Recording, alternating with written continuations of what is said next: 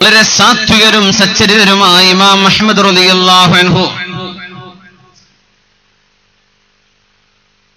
30 വർഷങ്ങൾക്ക് ശേഷം തന്റെ പ്രിയപ്പെട്ട ഭാര്യ ഉമ്മു അബ്ദില്ലാഹി റളിയല്ലാഹു അൻഹ ലോകത്തോട് വിട പറഞ്ഞപ്പോ മഹാനായ അഹ്മദ് ഇബ്നു ഹംബൽ റളിയല്ലാഹു അൻഹു പറഞ്ഞിട്ടുണ്ട്, വല്ലാഹി ഇന്ന ഉമ്മ അബ്ദില്ലാഹ്, അബ്ദുള്ളയുടെ ഉമ്മ, എന്റെ ഭാര്യ, എന്റെ മകന്റെ ഉമ്മ, എന്റെ ഭാര്യ വളരെ നല്ലവളായിരുന്നു.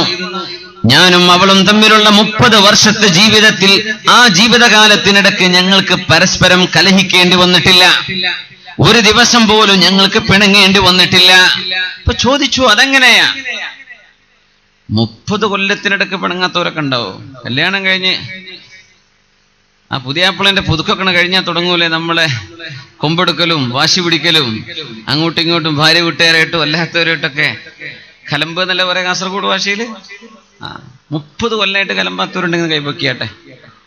തന്റെ ഭാര്യയോട് ഒരു വിഷയത്തിലും കയർക്കേണ്ടി വന്നിട്ടില്ല, പിണങ്ങേണ്ട ഒരു ദിവസം പോലും ഉണ്ടായിട്ടില്ല 30 വർഷത്തിനിടക്ക്. അങ്ങനെയുള്ള ആളുകൾക്ക് നമ്മൾ അവാർഡ് ഇൻഷാ അല്ലാഹ് നമ്മുടെ വങ്കരക്കുന്ന് സോഷ്യൽ സെന്ററിന്റെ പേര് തന്നെ കൊടുക്കണം. അങ്ങനെ ആരെങ്കിലും ഉണ്ട് 30 കൊല്ലമായിട്ട്? കയ്യൊന്തിക്കാൻ പറ്റൂലേ, പെണ്ണുങ്ങളെ പുറത്തിരിക്കണ്ടാവും, ഒരു വിടൂല. ആരെങ്കിലും ഉണ്ടോ? 20 കൊല്ലത്തിനിടക്ക് ഒരു പ്രശ്നം ഉണ്ടായിട്ടില്ല താനും തന്റെ ഭാര്യയും തമ്മിൽ കുടുംബ ജീവിതത്തിൽ. ഒന്നും കൂടെ ഞാൻ സീരിയസ് ആയിട്ട് പറയണേ, റബ്ബിനെ തണുപ്പിക്കും. അവൾക്ക് വല്ലതും ദേഷ്യം പിടിക്കണത് കണ്ടാൽ ഞാൻ അവളെ തണുപ്പിക്കും. പിന്നെ പ്രശ്നമില്ലല്ലോ, ദേഷ്യം പിടിക്കാതിരിക്കൂല, മനുഷ്യനാണ്. പക്ഷേ അത് പ്രകടിപ്പിക്കുകയോ അത് ഹോട്ട് ടെമ്പർ ആവുകയോ അല്ലെങ്കിൽ out of control emotionally behave ചെയ്യുക, അങ്ങനെയൊന്നും ചെയ്യൂല. ആ കുടുംബത്തിലാണ് മഹാനായ അഹ്മദ് ഇബ്നു ഹംബൽ റളിയല്ലാഹു അൻഹുവിന്റെ മകൻ അബ്ദുല്ലാഹി റളിയല്ലാഹു അൻഹു വളരുന്നത്. അബ്ദുല്ലാഹി റളിയല്ലാഹു അൻഹു അഹ്മദ് ഇബ്നു ഹംബൽ തങ്ങളുടെ പ്രിയപ്പെട്ട മകൻ.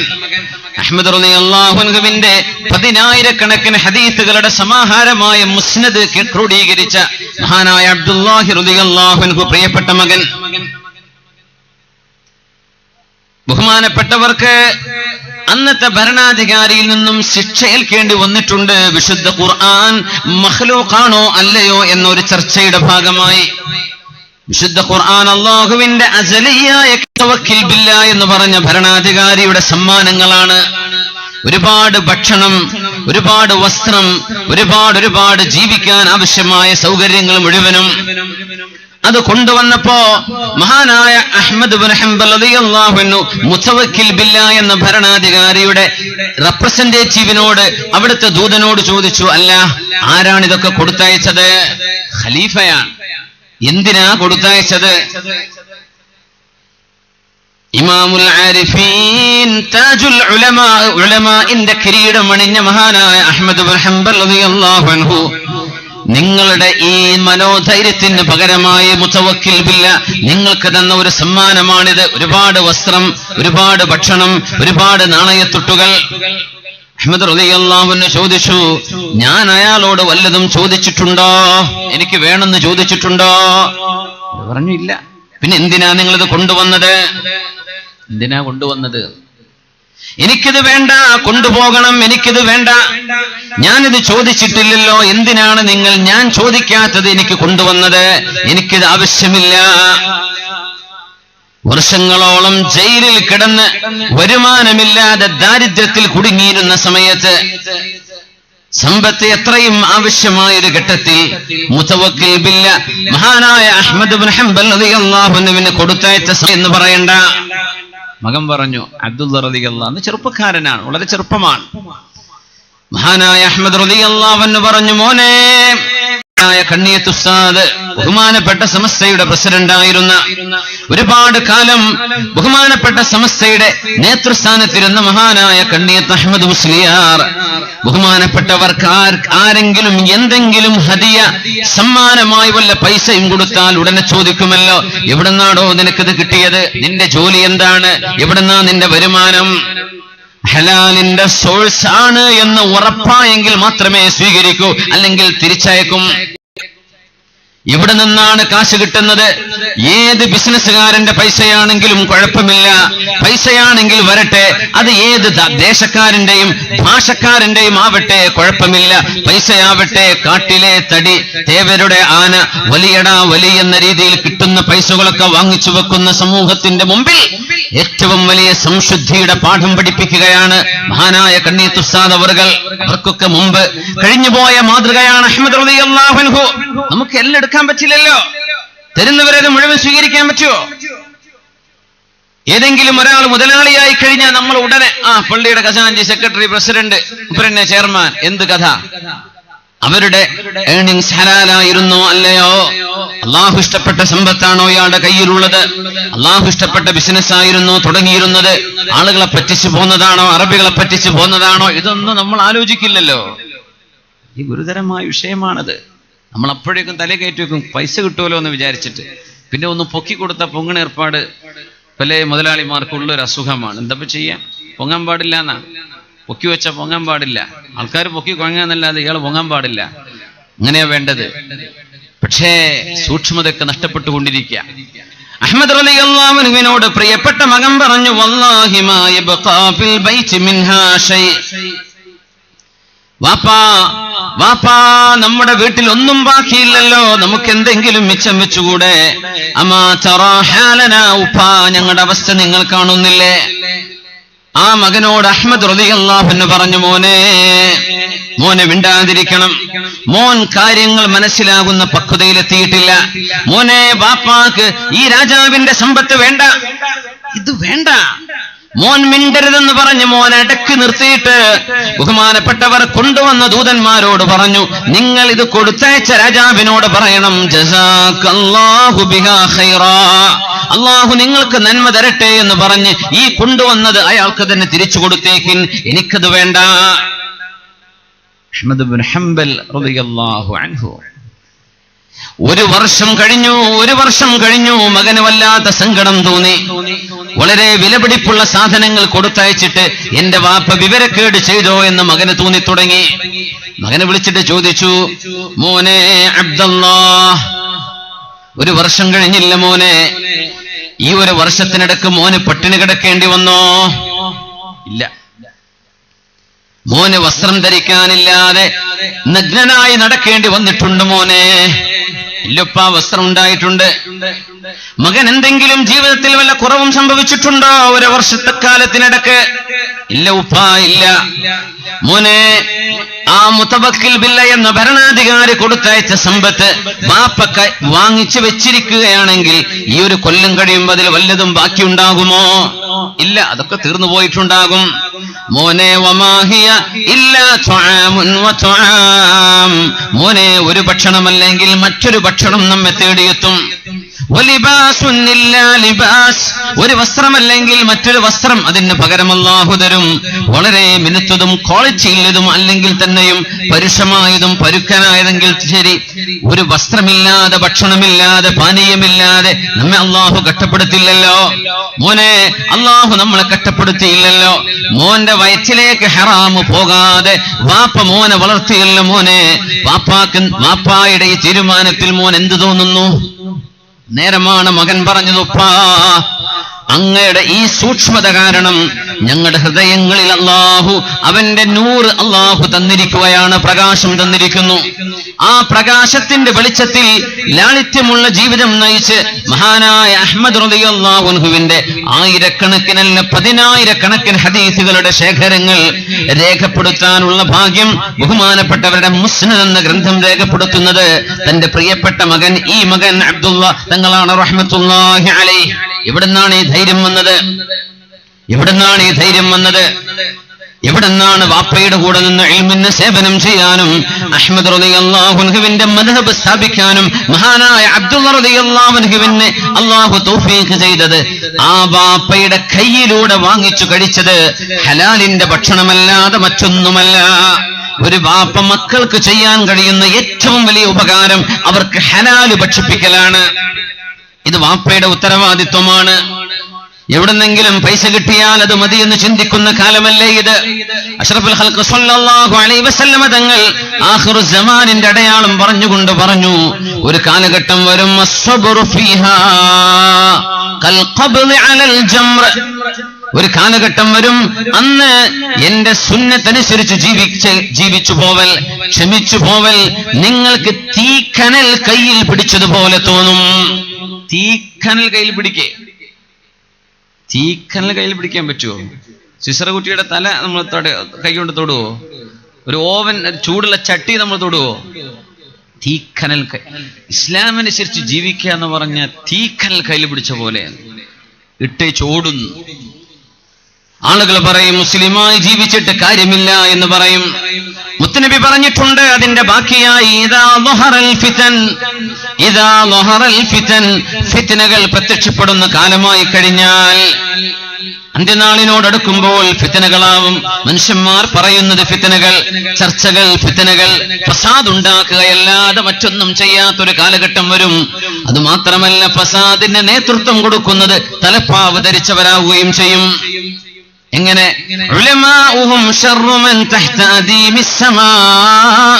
ആകാശം എന്ന മേൽക്കൂരക്ക് താഴെ ഏറ്റവും വലിയ ഫിത്ന കൊണ്ട് നടക്കുന്ന ആളുകൾ പണ്ഡിതന്മാരായി മാറുന്ന കാലമുണ്ട് എന്ന് മുത്തുനബി പറഞ്ഞിട്ടുണ്ട് സ്വല്ലല്ലാഹു അലൈഹി വസല്ലം.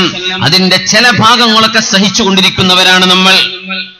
അതിന്റെ ചില അലയൊലികളൊക്കെ സഹിക്കുന്നവരാണ് കേരളീയ മുസ്ലിമീങ്ങൾ. മുത്തുനബി പറഞ്ഞു, ആ കാലഘട്ടത്തിൽ അലൈക്കും ബിൽ ഉസ്ബ, നിങ്ങൾക്ക് കല്യാണം കഴിക്കാതെ തന്നെ ജീവിക്കേണ്ടി വരും. അവർ ചോദിച്ചു, യാ റസൂലല്ലാഹ്, അല്ലാഹുവിന്റെ നബിയെ, അമാ കുൻത തഹമ്മുനാ അല സിവാജ്, അങ്ങ് ഞങ്ങളോട് വിവാഹം ചെയ്യാൻ പറഞ്ഞവരല്ലേ നബിയെ? ഫിത്നയുടെ കാലമാകുമ്പോൾ വിവാഹം വേണ്ടെന്ന് വെക്കുകയാണോ അങ്ങ് ഞങ്ങളോട് പറയുന്നത്? മുത്തുനബിയുടെ മറുപടി വന്നു, ആ കാലഘട്ടം എന്തെന്നറിഞ്ഞാൽ നിങ്ങൾക്കറിയുമോ? യുഫ്തനുർ റജുൽ, ഒരു മനുഷ്യന് വരുന്ന ഫിത്ന തന്റെ മാതാപിതാക്കളിലൂടെയാണ്. മാതാപിതാക്കളിലൂടെ. വഇല്ലം യകുൽ ലഹു അബ്, ബാപ്പയില്ലെങ്കിൽ ഫസൗജതുഹു, അവന്റെ ഭാര്യ, അവന്റെ മക്കൾ, അവന്റെ അയൽവാസികൾ, ഖറിബാഉഹു വജീറാനുഹു, ഖറാബതുഹു വജീറാനുഹു. ഒരു മനുഷ്യന്റെ അയൽപക്കക്കാരും ഭാര്യയും വീട്ടുകാരും ഒരു മനുഷ്യനെ ഫിത്നയാക്കുന്ന കാലം വരും. അവർ ചോദിച്ചു, നബിയേ വകൈഫ ദാക്, സ്വന്തം ഉമ്മി വാപ്പി ഒരാളെ ഫിത്നയിലാക്കേ, അതെങ്ങനെയാണ് നബിയേ? അന്ത്യനാളിനോടടുക്കുന്ന ഒരു കാലഘട്ടത്തെ വിവരിക്കുകയാണ് റസൂലുള്ളാഹി സ്വല്ലല്ലാഹു അലൈഹി വസല്ലം ബിമഅനൽ ഹദീസ്. ആ ഹദീസിന്റെ മഅനയാണ് ഞാൻ പറയുന്നത്. മുത്തുനബി പറഞ്ഞു സ്വല്ലല്ലാഹു അലൈഹി വസല്ലം, അവരെ യുഅയ്യിറൂനഹു ഫീ ദീഖി ഐശിഹി, യുഅയ്യിറൂനഹു ഫീ ദീഖിൽ മഈശ, ഒരു മനുഷ്യന് ജീവിക്കാൻ ആവശ്യമായ പൈസ കയ്യിലില്ലല്ലോ എന്ന് അവരെ കളിയാക്കുന്ന അവസ്ഥ വരും. ആര് കളിയാക്ക? ഉമ്മയും വാപ്പയും. ഉമ്മയും വാപ്പയും പറയും, പൊന്നാരം മോനെ, ഇപ്പൊ എന്തിനെ കുറെ കാലം ഗൾഫിൽ പോയില്ലേ, വല്ലതുണ്ടാക്കിയോ? ഉമ്മയും വാപ്പയും ചോദിക്കണില്ലേ? ഗൾഫർക്കൊക്കെ ശരിക്കും മനസ്സിലാവും ഞാൻ പറയുന്നത് എന്താണ്. അവര് ചോദിക്കാൻ തുടങ്ങും. കയ്യിൽ പൈസ ഇല്ലാത്ത മക്കളെ, മുഖവിലയില്ലാത്ത കാലം വരും. ആർക്ക്? സ്വന്തം നൊന്തുപെറ്റ ഉമ്മക്ക്, ജന്മം കൊടുത്ത ജന്മത്തിന് കാരണക്കാരനായ വാപ്പക്ക് തന്റെ മക്കളിൽ പൈസ ഇല്ലാത്തവനോട് പുച്ഛം തോന്നുന്ന കാലം വരും. ഹലാലുകൾ കൊണ്ട് ജീവിക്കുന്ന ഒരു മകൻ, അള്ളാഹു ഇഷ്ടപ്പെടുന്ന ജോലി ചെയ്യുന്നൊരു മകൻ, പക്ഷേ വരുമാനം കുറവാണ്, ശമ്പളം കുറവാണ്, ജീവിത സാഹചര്യങ്ങൾ മോശമാണ്, എന്നാലും അള്ളാഹുവിന് പൊരുത്തമില്ലാത്ത ഒന്നും അയാൾ ചെയ്യില്ല. അങ്ങനത്തെ മകനെ ബാപ്പാക്ക് കണ്ടുകൂടാ, ഉമ്മാക്ക് കണ്ടുകൂടാ എന്ന കാലം വരും. ഇത് വന്നിട്ടില്ലേ? നിങ്ങളൊന്ന് ആലോചിച്ചു നോക്കൂ. ഒരു പറയാൻ തുടങ്ങും, ഈ 10-15 കൊല്ലയിലെ മോനെ പോകാൻ തുടങ്ങിയിട്ട് നീ നിർത്തിക്കണം. ഈ കണ്ടില്ലേ നമ്മളെ തലങ്കരയിലെ മറ്റോൻ, അല്ലെങ്കിൽ കാസർഗോഡ് ടൗണിലെ മറ്റോൻ, മൊഗരാലിലെ അവിടെ ഉള്ളോൻ, ഇവരാ ആൺകുട്ടികൾ. ഇന്നലെ ആ കാസർഗോഡ് ടൗണിൽ ആ ബിൽഡിംഗ് കച്ചവടാക്കിയത്. നീ ഇപ്പൊ എന്താ ചെയ്ത് 15 കൊല്ലായിട്ട്? ആര് ചോദിക്കും? ഉമ്മയും വാപ്പയും ചോദിക്കും. പിന്നെ മതിയോ? മക്കള് ചോദിക്കും. നിങ്ങൾ കാണുന്നില്ല വാപ്പ, എന്റെ കൂട്ടുകാരന്റെ വാപ്പ വരുമ്പോ എന്തൊക്കെ കൊണ്ടുപോയി കൊടുക്കുന്നുണ്ട്. അവന്റെ കയ്യിലില്ലാത്ത ഫോണുകളുണ്ടോ? മാറ്റി കൊണ്ടിടക്കല്ല. 6 മാസം കൂടുമ്പോ എറിഞ്ഞു പൊളിക്കാണ് വലിയ വലിയ വിലപിടിപ്പുള്ള ഫോണുകൾ. പൊന്നാര വാപ്പാ നിങ്ങൾ എനിക്ക് എന്തെങ്കിലും വാങ്ങിച്ചു തന്നിട്ടുണ്ടോ? വാപ്പാ നിങ്ങൾ എന്തിനാണ് ഇങ്ങനെ ജീവിതമില്ലാതെ തുലച്ചു കളയുന്നത്? എന്തിനാണ്? വാപ്പയുടെ കയ്യിൽ പൈസയില്ലെന്ന് മക്കൾ വാപ്പയെ കളിയാക്കുന്ന കാലം വരും. അങ്ങനെയാണ് ഒരുപാട് കാലം ഗൾഫ് കഴിഞ്ഞ് തിരിച്ചു വരുമ്പോ നാട്ടുകാർക്ക് ആ മനുഷ്യനെ പിന്നെ വേണ്ട, ഭാര്യയ്ക്ക് വേണ്ട, വേണ്ട. എന്തേ? കയ്യിൽ പൈസ ഇല്ല. അങ്ങനത്തെ കാലം വരും. മൂല്യന്മാർക്ക് വരെ കയ്യിൽ പൈസ ഇല്ലെങ്കിൽ ബഹുമാനിക്കാത്ത കാലം അപ്പോ അല്ലേ? അത് മിസ്കീനാണ്. സുബ്ഹാനല്ലാഹ്. ഒരു മനുഷ്യന്റെ തഖ്വയും ഈമാനൊന്നും അല്ല നോക്കുക. അങ്ങനത്തെ കാലായിപ്പോയി. എന്താ ചെയ്യാ? മുത്തുനബി പറഞ്ഞു, അത് മാത്രമല്ല യുകല്ലിഫൂനഹു മാ ലാ യുതീഖ്. ഈ ഹദീസ് ഇങ്ങനെ ഓതുമ്പോൾ മനസ്സിലായി, റബ്ബേ ഇത് നമ്മളെ പറ്റി പറയാൻ. യുകല്ലിഫൂനഹു മാ ലാ യുതീഖു, ഒരു മനുഷ്യന് സാധ്യമല്ലാത്തത് അവനോട് കൊണ്ടുവരാൻ വേണ്ടി പറയും. അയക്ക് മോനെ 50,000. പൊന്നാരുമ്മ കഴിഞ്ഞ മാസമല്ലേ 1,00,000 രൂപ അയച്ചത്? അതൊക്കെ എപ്പ തീർന്നു മോനെ? എവിടുന്ന അയാൾ അയച്ചു കൊടുക്കുക? ഉമ്മാന്റെ വരുമാനം നിങ്ങൾക്കറിയില്ലേ? അതൊക്കെ ഉമ്മാക്കറിയാം. എത്രയാ ഉറുപ്പ്യക്ക് വില, എത്രയാ ദിർഹമിന്റെ വില? ഉമ്മ അങ്ങോട്ട് പത്രം വായിച്ചിട്ട് പറയാ. പൈസക്ക് എവിടെ പോകുന്നു? ഉമ്മാന്റെ ഭാര്യയില്ലേ, മക്കളില്ലേ, ഞങ്ങൾ ഒരുമിച്ച് ജീവിക്കുന്നില്ലേ? എന്തിനാ മോനെ നിനക്ക് കൂടെ നടക്കാൻ, അവർക്ക് ഭക്ഷണം കൊടുക്കാൻ കാശില്ലെങ്കിൽ എന്തിനാ നീ കൊണ്ടുപോകുന്നത്? ഇവിടെ ആക്കിപ്പോയിക്കോ, പൈസ അയക്ക് എന്ന് നിരന്തരമായി. തന്റെ മകന് കഴിയാത്തത്, തന്റെ മകന്റെ വരുമാനം എത്രയാണെന്ന് ചിന്തിക്കാതെ ഇവിടെ പുട്ടടിച്ച് നടക്കുക എന്ന് ഞാൻ പറഞ്ഞാൽ നിങ്ങൾ എന്നോട് ക്ഷമിക്കണം. ആർഭാടം ചെയ്തിട്ട്, ധൂർത്ത് ചെയ്തിട്ട് മകൻ കടൽ കയറി അക്കരെ പറ്റിയാൽ പിന്നെ ചോദ്യമാണ് ഓരോ ഫോണിലും പൈസ വേണം, പൈസ വേണം. ഇവിടുന്ന് ഇതുണ്ടാക്കി കൊടുക്കുന്നത്. അങ്ങനെ യുകല്ലിഫൂനഹു മാ ലാ യുതീഖ്, ഒരു മനുഷ്യന് ചെയ്യാൻ കഴിയാത്തതിനപ്പുറം നാട്ടുകാർ ചോദിക്കാൻ തുടങ്ങും. പള്ളിക്കമ്മിറ്റിയുടെ എഴുത്ത് വേറെ വരുന്നു, തന്നേക്കണം നിർബന്ധം. ഉമ്മയുടെ വിളി വേറെ, ഭാര്യയുടെ വിളി വേറെ, നാട്ടുകാരുടേത് വേറെ, ഭാര്യ വീട്ടുകാരുടേത് വേറെ. അങ്ങനെ ഒരു മനുഷ്യന് ചെയ്യാൻ കഴിയാത്തത് അവനോട് ചോദിക്കുമ്പോൾ ആ മനുഷ്യൻ ഹറാമിലേക്ക് പോകാൻ നിർബന്ധിതനാകും. ആ കാലഘട്ടം നിങ്ങൾക്ക് അലൈക്കും ബുയൂതക്കും, നിങ്ങൾ നിങ്ങളുടെ വീട്ടിൽ അടങ്ങി ഒതുങ്ങി നിന്നുകൊള്ളൂ. അത് ഫിത്നയുടെ കാലമാണെന്ന് പരിശുദ്ധ റസൂലുള്ളാഹി. നമ്മൾ മനസ്സിലാക്കണ്ടേ ഇതൊക്കെ. യുകല്ലിഫൂനഹു മാ ലാ യുതീഖ്, നടുവടിയാൻ. ഈ സാധു 30 കൊല്ലം കഴിഞ്ഞ് തിരിച്ചു വന്നാൽ ഈ പ്രവാസിക്ക് എന്തുണ്ട് നാട്ടിൽ? ഒന്നുമില്ല. അവന്റെ പൈസ കൊണ്ടാണ് തന്റെ നാട്ടുകാരായ എത്രയോ പെൺകുട്ടികളുടെ കല്യാണം കഴിച്ചു കൊടുത്തത്. ഈ പാവത്തിന്റെ മകളെ കെട്ടിക്കാൻ ആരെങ്കിലും സഹായിക്കോ? ഗൾഫുകാരനല്ലേ. സാധ്യമല്ലാത്തത് ചോദിച്ചിട്ട് ഹറാമിന്റെ പൈസ ഉണ്ടാക്കിയിട്ടെങ്കിലും 4 കാശുണ്ടാക്കിയില്ലെങ്കിൽ തനിക്ക് നിലനിൽപ്പില്ല എന്ന് തോന്നുന്ന സമയത്ത് അള്ളാഹു ഹറാമാക്കിയ വഴിയിലേക്ക് മനുഷ്യൻ ചിന്തിച്ചു തുടങ്ങും. അപ്പോഴാണ് പിന്നെ പേഴ്സണൽ ലോൺ എടുക്കുന്നത്. പലിശ ബാങ്കുകളിൽ നിന്ന് ലോൺ എടുത്തു. പിന്നെ ഹറാമിന്റെ വഴി, വട്ടിപ്പലിശക്കെങ്കിൽ വട്ടിപ്പലിശ. ഉമ്മ നിൽക്കാൻ സമ്മതിക്കുന്നില്ല. വിളിയോട് വിളി, മോനെ പൈസ വേണം, പൈസ വേണം. എന്തിന്? ധൂർത്ത് ചെയ്യാൻ, നെഞ്ചു വിരിച്ച് നടക്കാൻ നാട്ടുകാരുടെ മുമ്പിൽ. ഞങ്ങളുടെ സൽക്കാരത്തിന്റെ മേന്മ ഇത്രയാണെന്ന് പറയാൻ, ആർഭാടം കാണിക്കാൻ നമ്മൾ ഇതൊക്കെ ചെയ്യുന്നില്ലേ? ആരുടെ ചോര കൊണ്ടാണ് ഇതൊക്കെ ചെയ്യുന്നത്? പച്ചപ്പാവങ്ങളായ നമ്മുടെ പ്രവാസികളായ സുഹൃത്തുക്കൾ. എന്നിട്ട് അവർ എന്ത് ചെയ്യുന്നുണ്ട്? പൈസ ഉണ്ടാക്കി ശല്യം തീരാഞ്ഞിട്ട് വട്ടിപ്പലിശക്ക് പൈസ വാങ്ങി കൊടുത്തയക്കുന്നത് ഹറാമിന്റെ പൈസയാണെന്ന് നിങ്ങൾ മനസ്സിലാക്കുന്നുണ്ടോ? ഹറാമിന്റെ പൈസ കൊണ്ടാണ് നിങ്ങൾ ആ സൽക്കാരം പൊടിപിടിച്ചത്.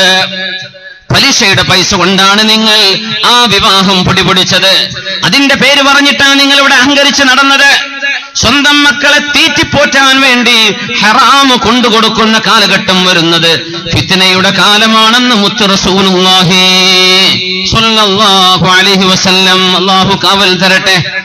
ഒന്ന് എഴുന്നേറ്റ് സ്വലാത്ത് ചൊല്ലി. സ്വല്ലു അലൻ നബി മുഹമ്മദിൻ വആലിഹി اللهم صل على سيدنا محمد وعلى آل سيدنا محمد وبارك وسلم عليه. മഴത്തുള്ളിണ്ടാ? മഴ പെയ്ത നിങ്ങൾ ഓടുമല്ലേ? വെറുതെ പറയണ്ട, ഇവിടെ പിന്നെ ആരും ഉണ്ടാവില്ല. പിന്നെ ഒരു ദിക്ർ ചൊല്ലിക്കോളി. അള്ളാഹുവിനോട് മഴ വേണ്ട നമ്മൾ ചോദിക്കണ്ട. അള്ളാഹുവേ മഴ ഞങ്ങൾക്ക് ഇപ്പോ എന്ത് ചെയ്യാ, ഞങ്ങളുടെ ചുറ്റുഭാഗത്തും കൊടുത്തേക്ക് റബ്ബേ, ഞങ്ങൾക്ക് ഇപ്പൊ വേണ്ടാന്ന് ചോദിക്കണം. അങ്ങനെ ചോദിക്കാൻ കുഴപ്പമില്ല.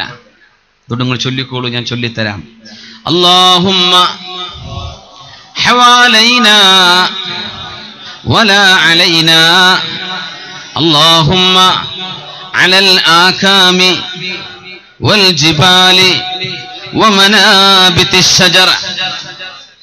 അല്ലാഹുവേ, അല്ലാഹുമ്മ ഹവാലൈന, ഞങ്ങൾക്ക് ചുറ്റുഭാഗത്തും കൊടുക്കണമേ. വഅലൽ ആകാമി, കാടുകളിലേക്കും, വൽ ജിബാലി, പർവ്വതങ്ങളിലേക്കും, വമനാബിതിശ് ശജർ, കൃഷിയിടങ്ങളിലേക്കും കൊടുത്തേക്ക് റബ്ബേ.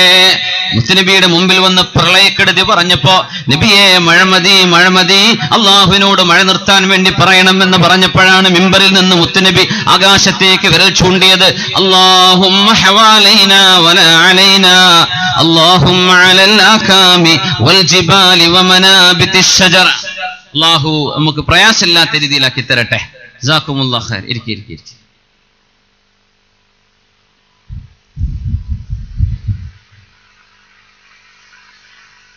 മുത്തുനബി സല്ലല്ലാഹു അലൈഹി വസല്ലം തങ്ങൾ തഹർറിൽ ഹലാലിനെ സംബന്ധിച്ച് പറയാറുണ്ട്.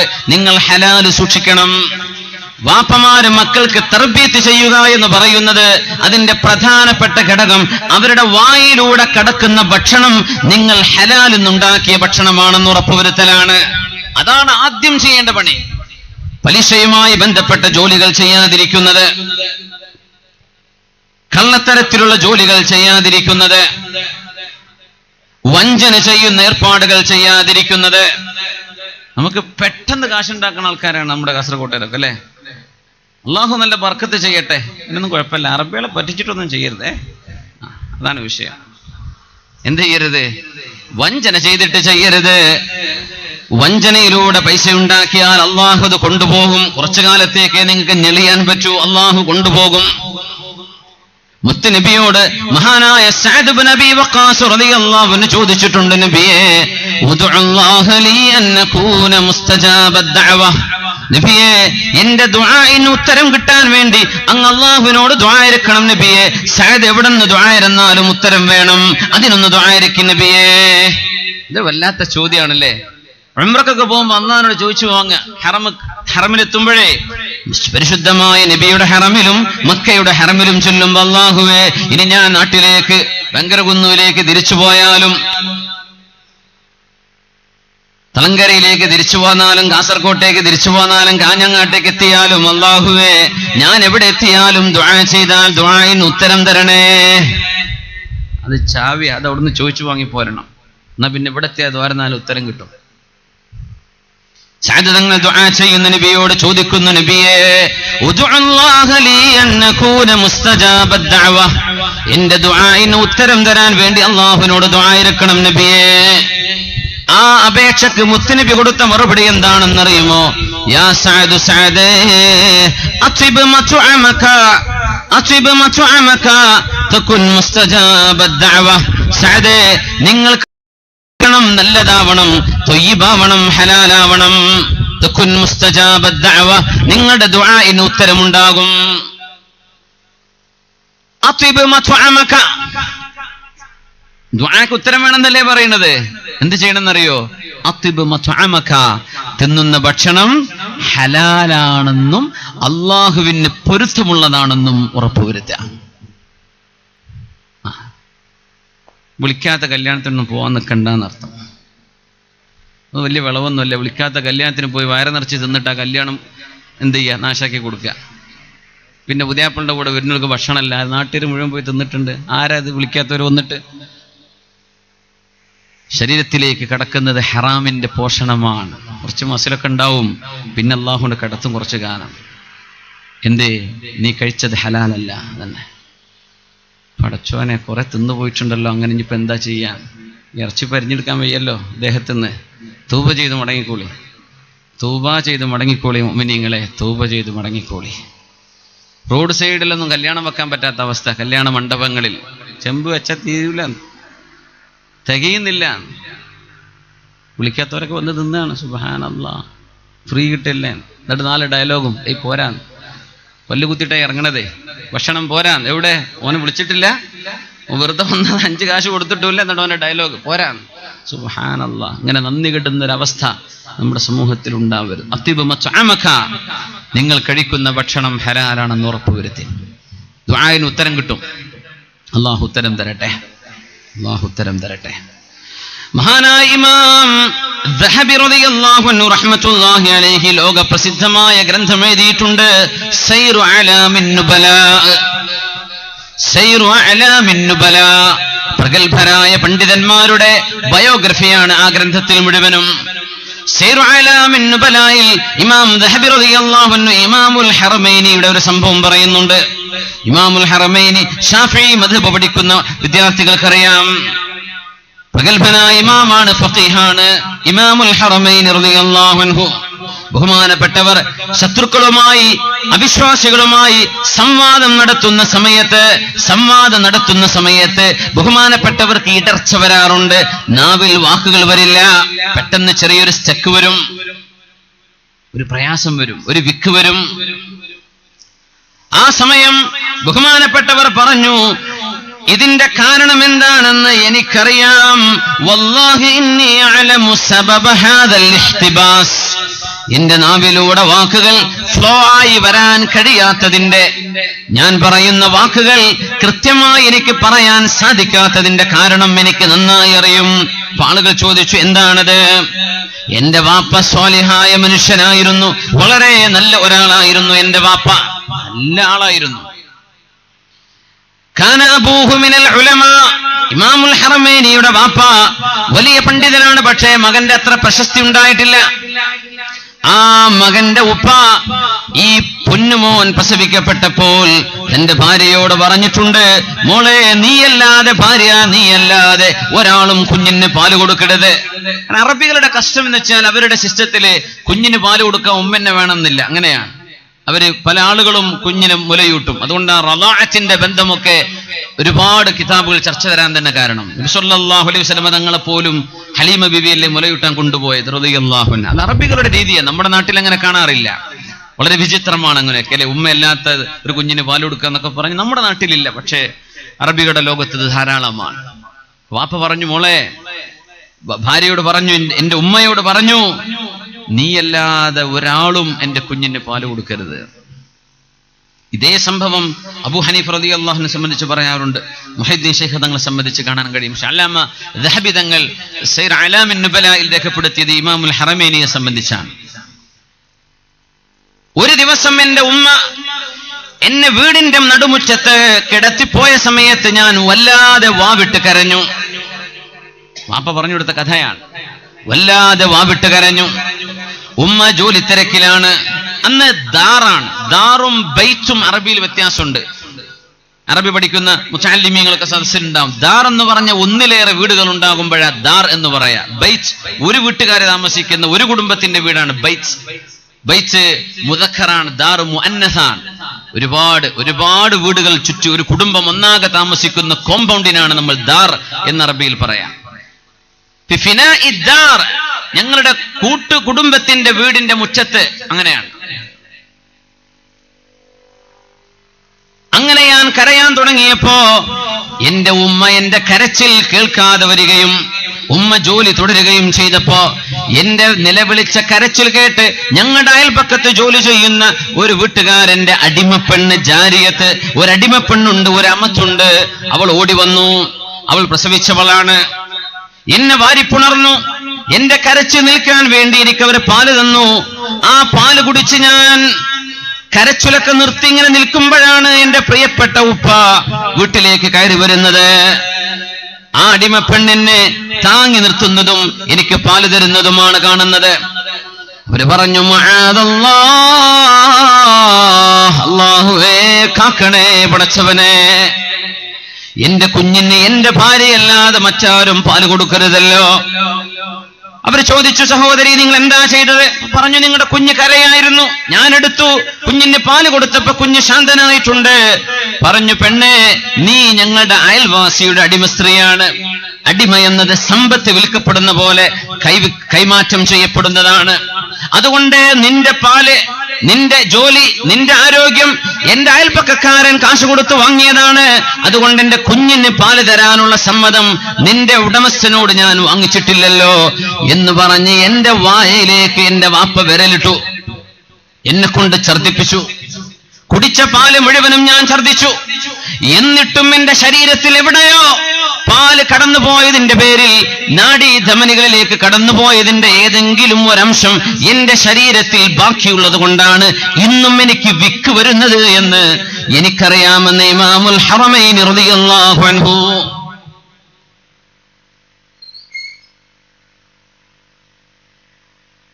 നിങ്ങൾക്കൊരു സംശയം വരുന്നുണ്ടോ? ഒന്നാണ് നമുക്ക് മൊത്തം വിക്ക് വരേണ്ടതല്ലേ? നമ്മൾ കഴിക്കുന്നതൊന്നും അങ്ങനെ ഹലാലായിട്ടില്ലല്ലോ, എന്തേ ഇപ്പം അങ്ങനെ ഇല്ലാത്തത്? അങ്ങനെ സംശയം വന്നോലും കൈപൊക്കിയാട്ടെ. ചിന്തിക്കുന്നവര് അൽഹംദുലില്ലാഹ് ധൈര്യമായിട്ട് കൈപൊക്കി. അൽഹംദുലില്ലാഹ് രണ്ടാൾ. അപ്പൊ ചിന്തിക്കുന്നവര് കൂടെ ഉണ്ട്. അൽഹംദുലില്ലാഹ്. ആലോചിക്കണം, നന്നായിട്ട് ആലോചിക്കണം. മദീനയിൽ മുത്തുനബി തങ്ങളും സ്വഹാബികളും ഇരിക്കുമ്പോൾ ഒരു ദുർഗന്ധം വരുന്നു, ഒരു ദുർഗന്ധം. ഇബ്നു അബ്ബാസ് റളിയല്ലാഹു അൻഹു ആണത് പറഞ്ഞത്, ഹദീസിൽ കാണാൻ കഴിയും. വല്ലാത്ത ദുർഗന്ധം. ഞങ്ങൾ ചോദിച്ചു, മുത്തുനബിയെ എന്താണ് ആ ദുർഗന്ധം? കാരണം അങ്ങനെ ഒരു ചപ്പ് ചവറുകളുള്ള പ്രദേശം മദീനയുടെ പരിസരത്തില്ല. നബി തങ്ങൾ കൊടുത്ത മറുപടി എന്താണെന്നറിയുമോ? യഗ്താബ റിജാലും മിനൽ യഹൂദ് അൽ മുസ്ലിമീൻ. ജൂതന്മാരിൽപ്പെട്ട ചില ആണുങ്ങൾ മുസ്ലിമീങ്ങളെ സംബന്ധിച്ച് ഗീബത്ത് പറഞ്ഞിട്ടുണ്ട്. മുസ്ലിമീങ്ങളെ സംബന്ധിച്ച് പറയാൻ പാടില്ലാത്തത് അവരുടെ വീടുകളിൽ നിന്ന് പറഞ്ഞതിന്റെ ഗന്ധമാണ്, നാറ്റമാണ് നിങ്ങൾ അറിഞ്ഞത്. നബി പറഞ്ഞു സല്ലല്ലാഹു അലൈഹി വസല്ലം. എന്നിട്ട് ആ ഹദീസിനെ തഅലീഖ് ചെയ്തു, അതിന്റെ അനുബന്ധം കൊടുത്തു. മഹാനായ ഇബ്നു അബ്ബാസ് റളിയല്ലാഹു അൻഹു എന്താ നമ്മളത് അനുഭവിക്കാത്തത്? എമ്പാടും ഗീബത്ത് നമീമത്തുകൾ നമ്മുടെ വാട്സപ്പിലല്ലേ, മൊബൈലിനൊക്കെ എന്തൊരു നാറ്റം വരണം അങ്ങനെയാണെങ്കിൽ അല്ലേ? നമ്മുടെ TV സ്ക്രീനിൽ നിന്ന് നാറ്റം വരണ്ടേ? അങ്ങനെയാണെങ്കിൽ നമ്മുടെ വീടുകൾക്കുള്ളിൽ നിന്ന് നാറ്റം വരണ്ടേ? എന്താ അതറിയാത്തത്? ഫഖദ് അമ്മൽ ബലാ, ആ നാശം വ്യാപിച്ചിരിക്കുകയാണ്. അങ്ങ് വ്യാപിച്ചു. അന്ന് അങ്ങനെയല്ലല്ലോ. ശുദ്ധമാണ് കാലാവസ്ഥ. കാലാവസ്ഥ ശുദ്ധമാകുമ്പോ അതിൽ വരുന്ന മാറ്റം പെട്ടെന്ന് തിരിച്ചറിയും. മുക്കുവന്റെ വീട്ടിലൊക്കെ കല്യാണം കഴിഞ്ഞു പോയാൽ പറയുന്ന കഥല്ലേ? പെണ്ണ് പറയില്ലേ, എന്തോ ഒരു നാറ്റായിരുന്നു ഞാൻ ഇവിടെ വരുമ്പോ. കല്യാണം കഴിഞ്ഞ് മുക്കുവന്റെ വീട്ടിൽ ഒരു 2 മാസം താമസിക്കുമ്പോൾ ഇപ്പൊ നാറ്റല്ല, ഞാൻ വന്നതിന് ശേഷം വൃത്തിയായത്. അവിടെ മൂക്കിനത് ശീലായിപ്പോയി. ഇതാണല്ലോ അതിന്റെ നിജസ്ഥിതി എന്ന പോലെ. അതുകൊണ്ട് അപ്പൊ നമ്മൾ ഈ മാറ്ററിയാത്തത്. ഇമാമുൽ ഹറമൈനിക്ക് വന്ന വിക്ക് ശുദ്ധന്മാർ ജീവിച്ച കാലമാണ്, ശുദ്ധന്മാരാണ്. എന്റെ ഉപ്പ എന്നോട് ഛർദ്ദിക്കാൻ വേണ്ടി പറഞ്ഞു, ഛർദ്ദിപ്പിച്ചു. ചെറിയ പിഞ്ചു പൈതലിനെ, 1 വയസ്സോ 1.5 വയസ്സോ ഉള്ള കുഞ്ഞിന്റെ വായിൽ നിന്നാണ് ആ പാല് ഛർദ്ദിപ്പിച്ചെടുത്തത്. അതിന്റെ അംശങ്ങൾ എവിടെയോ എന്റെ വയറ്റിൽ നിന്ന് പുറത്തു വരാത്തത് എവിടെയോ ബാക്കിയുള്ളതിന്റെ പേരിലാണ് ഇന്നും ഞാൻ എന്റെ നാവിൽ ഇതിന്റെ വിഷമം അനുഭവിക്കുന്നത്. ഒരു വാപ്പ തന്റെ മകന് ചെയ്തു കൊടുക്കുന്ന ഏറ്റവും വലിയ സേവനം അവർക്ക് തിന്നാൻ കൊടുക്കുന്നത് ഹലാലായ സമ്പാദ്യമാണോ അല്ലയോ എന്ന് പരിശോധിക്കലാണ്. ഉമർ ഇബ്നുൽ ഖത്താബ് റളിയല്ലാഹു തആല അൻഹു, ബഹുമാനപ്പെട്ടവർ, ഒരു ദിവസം പാല് കുടിക്കണമെന്ന് വല്ലാത്ത ആഗ്രഹം വന്നപ്പോ ദാഹിച്ചു നിൽക്കുമ്പോ പാല് കൊണ്ടുപോയി കൊടുത്തു. വളരെ പെട്ടെന്ന് തന്റെ പരിചാരകനോട് ചോദിച്ചു, യാ ഗുലാം മിൻ ഐന ലക ഹാദാ, എവിടുന്നായി കൊണ്ടുവരുന്നത്? മിൻ ഇബ്ലിസ് സ്വദഖ, നമ്മുടെ സക്കാത്തിന്റെ ഒട്ടകത്തെ കെട്ടിയിട്ട് ആ ആലയുണ്ടല്ലോ, അവിടുന്ന് കിട്ടിയതാണ്. ഒട്ടകത്തിന്റെ ഏത് ഒട്ടകം? ഇബ്ലു സ്വദഖ. സ്വദഖ എന്ന് പറയുന്നത് സക്കാത്തിനാണ്. ശറഇന്റെ പല ടേമുകളിലും ഇസ്തിലാഹിൽ സ്വദഖ എന്ന വാക്ക് സക്കാത്തിന്റെ അർത്ഥത്തിൽ വരും. ഇന്നമ സ്വദഖാതു ലിൽ ഫുഖറാ, സ്വദഖയുടേതാണ്, സക്കാത്തിന്റേതാണെന്ന അർത്ഥം അവിടെ. മഹാനായ ഉമർ റളിയല്ലാഹു അൻഹു പറഞ്ഞു, അഹ്ലക്തനീ, നീ എന്നെ നശിപ്പിച്ചു കളഞ്ഞല്ലോ. ഉമറിന് സക്കാത്തിന്റേത് കുടിക്കാൻ പാടുള്ളതല്ലല്ലോ, ഉമർ സക്കാത്ത് വാങ്ങാൻ അർഹനല്ലല്ലോ. ഉമർ റളിയല്ലാഹു അൻഹു ഛർദിച്ചു, ഹത്താ അജ്ഹസ, ഛർദിച്ച് വല്ല അപകടവും സംഭവിക്കുമോ, ശ്വാസം തിങ്ങി മരിക്കുമോ എന്ന് തോന്നുമാർ മഹാനായ ഫാറൂഖ് റളിയല്ലാഹു അൻഹു വളരെ വിഷമിച്ചുകൊണ്ട് ശരീരത്തിലെ അവസാനത്തെ ഒരു തുള്ളി പോലും പുറത്തെടുത്തു. ഫാറൂഖ് റളിയല്ലാഹു അൻഹു. നമ്മളിതൊക്കെ പറയുമ്പോൾ ഭയങ്കര അത്ഭുതം തോന്നും. എത്ര വീട്ടിൽ നമ്മൾ ഭക്ഷണം കഴിച്ചിറങ്ങുന്നുണ്ടാവും. ദയവ് ചെയ്തിട്ട് പറയാം, നിങ്ങൾ ആരെങ്കിലും ഒരു വീട്ടിലേക്ക് ഭക്ഷണത്തിന് ക്ഷണിക്കുന്നുണ്ടെങ്കിൽ പറഞ്ഞു കൊടുക്കണം, നിങ്ങളുടെ ജോലി ബാങ്കിലാ, ഹറാമായ ബിസിനസ്സാണ്, അല്ലെങ്കിൽ കള്ള ബിസിനസ്സാണ്, അവിടെ ബോംബെയിൽ വേശ്യാലയം നടത്തല ഒന്ന് പറഞ്ഞു കൊടുത്ത് എന്നിട്ട് വരികയാണെങ്കിൽ വിളിച്ചാൽ മതി. ദയവ് ചെയ്തിട്ട് പറഞ്ഞു കൊടുക്കാതെ വിളിച്ചുകൊണ്ട് അവരുടെ വയറ്റിലൊന്നും ഹറാമാക്കി കൊടുക്കരുതേ. ദയവ് ചെയ്തിട്ട് പറയാം, വലിയ വിഷയമാണ്. തഹറിൽ ഹലാൽ വൽ ഹറാം, എന്താണ് ഹലാലുകൾ എന്താണ് ഹറാമുകളൊന്നും നോക്കാതെ ജീവിക്കുന്ന കാലം താൻ നശിച്ചു പോകുന്നതിന്റെ കൂടെ തന്നെ ബാക്കിയുള്ളവരെ നശിപ്പിക്കേണ്ടതുണ്ടോ? മുത്തനബി പറയാണ്, നിങ്ങൾ കഴിക്കുന്ന ഭക്ഷണം ഹലാലാണെങ്കിൽ നിങ്ങളുടെ വീടിന്റെ ഉള്ളിൽ നിന്ന് നിങ്ങൾ കൈയുയർത്തിയാൽ തന്നെ അള്ളാഹുവിന്റെ മലക്കൂത്ത് സമാ നിങ്ങൾക്ക് വേണ്ടി തുറക്കപ്പെടും. ദുആഇന് ഉത്തരം വരും. നിങ്ങൾ ദുആഇരുന്നാ മതി, ഉത്തരം വരും. എന്തേ? നിങ്ങളുടെ ഭക്ഷണം ഹലാലാണെങ്കിൽ മക്കൾക്ക് കൊടുക്കേണ്ടതും ആദ്യത്തെ പാഠം അത് തന്നെയാണ്. മാതാപിതാക്കൾ മക്കളെ വളർത്തുമ്പോൾ ശ്രദ്ധിക്കേണ്ട ആദ്യത്തെ ശ്രദ്ധ വരേണ്ടത് അവരുടെ ഭക്ഷണമാണ്. അല്ലാഹു ഹലാല് കൊടുക്കാനും അത് ഹലാല് കഴിക്കാനുമുള്ള മാത്രമുള്ള തൗഫീഖ് അല്ലാഹു നമുക്ക് തരട്ടെ. ആമീൻ യാ റബ്ബൽ ആലമീൻ. അബൂബക്കർ ഇബ്നു അബീ ഖുഹാഫ റളിയല്ലാഹു അൻഹുമാ, സിദ്ദീഖ് തങ്ങളുടെ വാപ്പ മുസ്ലിമായിട്ടുണ്ട് പിന്നീട്. സിദ്ദീഖ് റളിയല്ലാഹു അൻഹു, അബൂബക്കർ സിദ്ദീഖ് റളിയല്ലാഹു അൻഹു ബഹുമാനപ്പെട്ടവർ ഒരു ദിവസം ഇതുപോലെ തന്റെ ഗുലാമിനോട്, തനിക്ക് ജോലി ചെയ്യുന്ന ഗുലാമിനോട്, എത്യോപ്യക്കാരനായ ഒരു ചെറുപ്പക്കാരനായ അടിമയുണ്ട് ബഹുമാനപ്പെട്ടവർക്ക്, ഭക്ഷണം വേണമെന്ന് പറഞ്ഞപ്പോ അവൻ കുറച്ച് ഭക്ഷണം വാങ്ങിച്ചു കൊണ്ടുവന്നു. ചോദിച്ചു, എവിടുന്നാണിത്? സാധാരണ എപ്പോഴും അബൂബക്കർ സിദ്ദീഖ് റളിയല്ലാഹു അൻഹു കഴിക്കുന്നതിന്റെ മുമ്പേ ചോദിക്കും എവിടുന്നാണ്. അന്ന് വിശപ്പിന്റെ കാഠിന്യം കൊണ്ട് ചോദിച്ചില്ല. കഴിച്ചിട്ട് ചോദിച്ചു, അല്ല എവിടുന്ന ഇപ്പൊ കിട്ടിയത്? അവൻ പറഞ്ഞ എന്താണെന്നറിയോ? സിദ്ദീഖ് എന്നവരെ, അതിന്റെ രസം പറയണോ? ഞാൻ ജാഹിലിയ കാലത്തെ ഇസ്ലാമിലേക്ക് വരുന്നതിന്റെ ഒക്കെ മുമ്പ്, ഇസ്ലാമൊക്കെ വരുന്നതിന്റെ മുമ്പ് ഞാൻ ജ്യോത്സ്യപ്പണി എടുത്തിരുന്ന ആളാ, ജ്യോത്സ്യനായിരുന്നു. ആളുകൾ ഇങ്ങനെ വന്ന് പറയുമ്പോൾ ഓരോന്ന് പറഞ്ഞു കൊടുക്കും, നിന്റെ ഭാവി ഇന്നതാണ്, ആളെ ഗൾഫൊക്കെ വിസ കിട്ടും. ഇതൊക്കെ പറഞ്ഞു കേൾക്കാൻ നമുക്ക് ആഗ്രഹം അല്ലേ?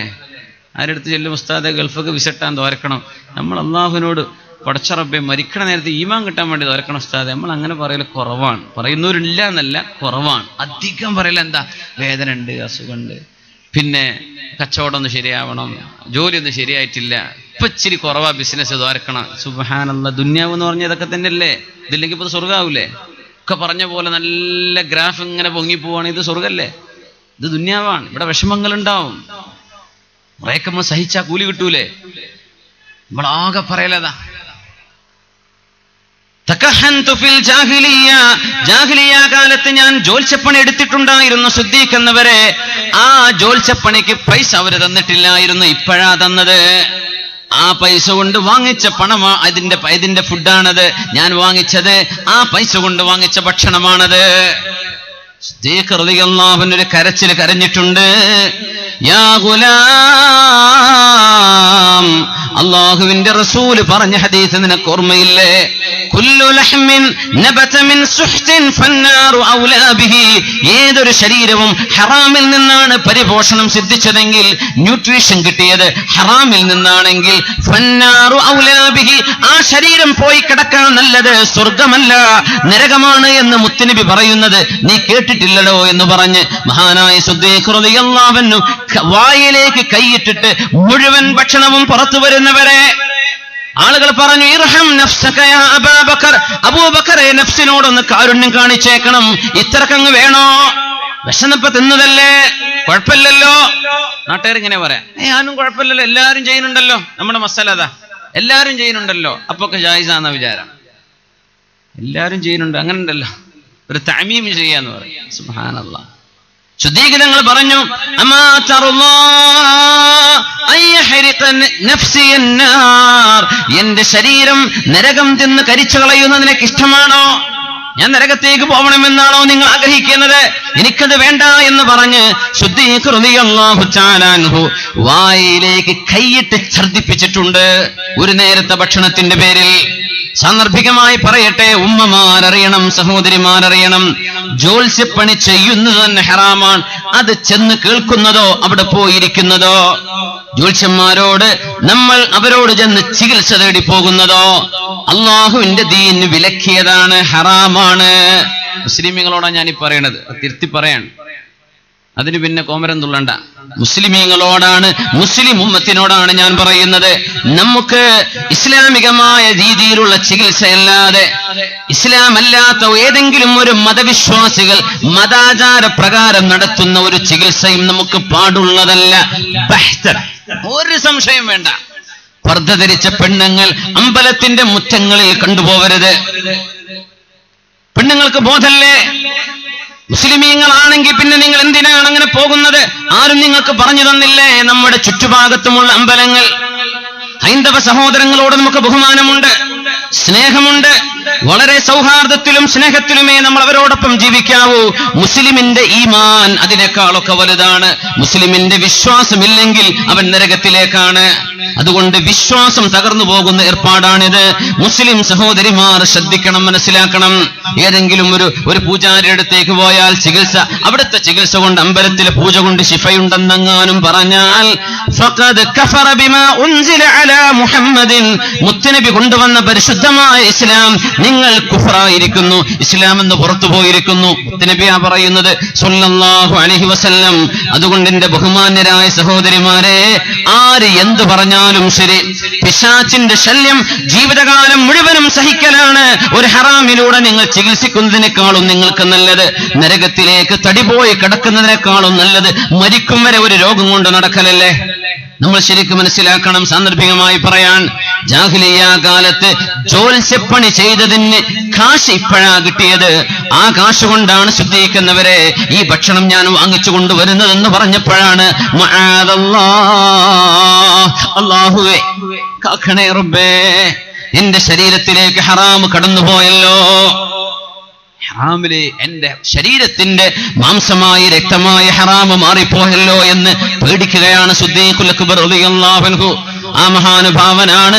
അമ്പിയാക്കന്മാർ മുത്തുനബി സ്വർഗത്തിലേക്ക് കാലെടുത്ത് വെച്ചാൽ പിന്നെ കയറുന്നവരിൽ പ്രധാനി അബൂബക്കർ സിദ്ദീഖ് റളിയല്ലാഹു അൻഹു ആണ്. സിദ്ദീഖ് തങ്ങളാണ്. ആ മഹാനുഭാവൻ പഠിപ്പിക്കാൻ നമുക്കൊക്കെ ഇതിൽ മാതൃകണ്ടേ. അല്ലാഹു നമുക്കതൊക്കെ ഇത്തിബാ ചെയ്യാനുള്ള തൗഫീഖ് തരട്ടെ. അല്ലാഹു നമുക്ക് തൗഫീഖ് തരട്ടെ. അല്ലാഹു നമുക്ക് തൗഫീഖ് തരട്ടെ. ആമീൻ യാ റബ്ബൽ ആലമീൻ. സല്ലു അലൻ നബി മുഹമ്മദിൻ വആലിഹി. എഴുന്നേറ്റ് സ്വലാത്ത്. സല്ലു അലൻ നബി മുഹമ്മദിൻ വആലിഹി. അല്ലാഹുമ്മ സല്ലി അലാ سيدنا محمد وعلى آل سيدنا محمد وبارك وسلم عليه.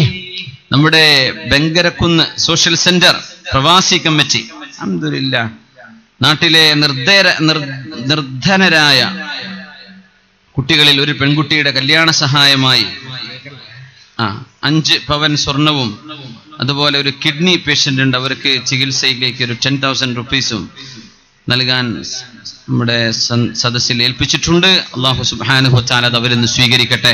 അല്ലാഹു കബൂൽ ചെയ്യട്ടെ. അല്ലാഹു കബൂൽ ചെയ്യട്ടെ. അല്ലാഹു കബൂൽ ചെയ്യട്ടെ. ഇത്രയും നല്ല മനസ്സുള്ളത് കൊണ്ടായിരിക്കണം അല്ലാഹുവിന്റെ റഹ്മത്ത്, അവന്റെ കാരുണ്യം നമ്മുടെ കച്ചവടങ്ങളിലും ജോലിയിലും നമ്മുടെ വീടുകളിലൊക്കെ എന്തൊരു ഐശ്വര്യമാണ്. അൽഹംദുലില്ലാഹ്. സഹോദരൻ പറഞ്ഞു, ഇവരുടെ മുമ്പിലേക്കൊരു കല്യാണ വിഷയം വന്നിട്ട് എന്തെങ്കിലും സഹായം കിട്ടുമെന്ന് വിചാരിച്ചിട്ടാണ് വരുന്നത്. നിങ്ങളുടെ ഈ പരിസരത്ത് ജീവിക്കുന്നവരാണ്. സ്വന്തം ഭാര്യയുടെ 50 പവൻ സ്വർണം എടുത്തിട്ട് കൊടുക്കുകയാണ്, കല്യാണം നടക്കട്ടെ എന്ന് പറഞ്ഞിട്ട്. സുബ്ഹാനല്ലാഹ്. അല്ലാഹു ഇതൊക്കെ സ്വീകരിക്കട്ടെ. അല്ലാഹു ഇത് കബൂൽ ചെയ്യട്ടെ. ആർക്കങ്ങനെയൊക്കെ ചെയ്യാൻ പറ്റും? പെണ്ണുങ്ങൾ വിടുമോ? എന്റെ പൈസ കൊടുക്കണ്ട, വേറെ ഏതെങ്കിലും വിറ്റ് കൊടുത്തോളി എന്നല്ലേ പറയാം. അത്രയും സുമനസ്സുകൾ ഈ സദസ്സിലിരിക്കുന്നുണ്ടാവണം. അല്ലാഹു അവരുടെയൊക്കെ സാന്നിധ്യം കൊണ്ട് നമ്മുടെ ദുആഇന് അല്ലാഹു ഉത്തരം തരട്ടെ. ആമീൻ ആമീൻ യാ റബ്ബൽ ആലമീൻ. അപ്പോ ഒരു കുഞ്ഞിന്റെ വളർച്ചയിൽ, ഒരു സമൂഹത്തിന്റെ തർബിയത്തിൽ പിതാക്കന്മാർ ചെയ്യുന്ന റോൾ അതാണ്. അവർക്ക് ഏറ്റവും നല്ല ഹലാൽ അവർക്ക് ഭക്ഷണമായി കൊടുക്കുന്നത്. പിന്നെ ഉമ്മമാരുടെ റോളുണ്ട്. മക്കൾ നശിച്ചു പോവാനൊക്കെ കാരണമായത് ഉമ്മമാരാണ്. വിശുദ്ധ ഖുർആൻ സൂറത്തു തഹ്രീമിൽ അവസാനത്തെ 2 ആയത്തുകളാണ് ഞാൻ ഓതിയത്. അവിടെ വിശുദ്ധ ഖുർആൻ നമ്മെ പഠിപ്പിക്കുകയാണ്. 2 പ്രവാചകന്മാരുടെ ചരിത്രമാണ് അവിടെ പറഞ്ഞത്. നൂഹ് നബിയുടെ മകൻ മുസ്ലിം അല്ലാതെ ആയിപ്പോവാനുള്ള കാരണം പറഞ്ഞത് നൂഹ് നബിയുടെ ഭാര്യയായിരുന്നു. അതിന്റെ കാരണം നാം മുഫസ്സിരീങ്ങൾ പറയാം. അഊദു ബില്ലാഹി മിനശ് ശൈത്വാനിർ റജീം. ബിസ്മില്ലാഹിർ റഹ്മാനിർ റഹീം.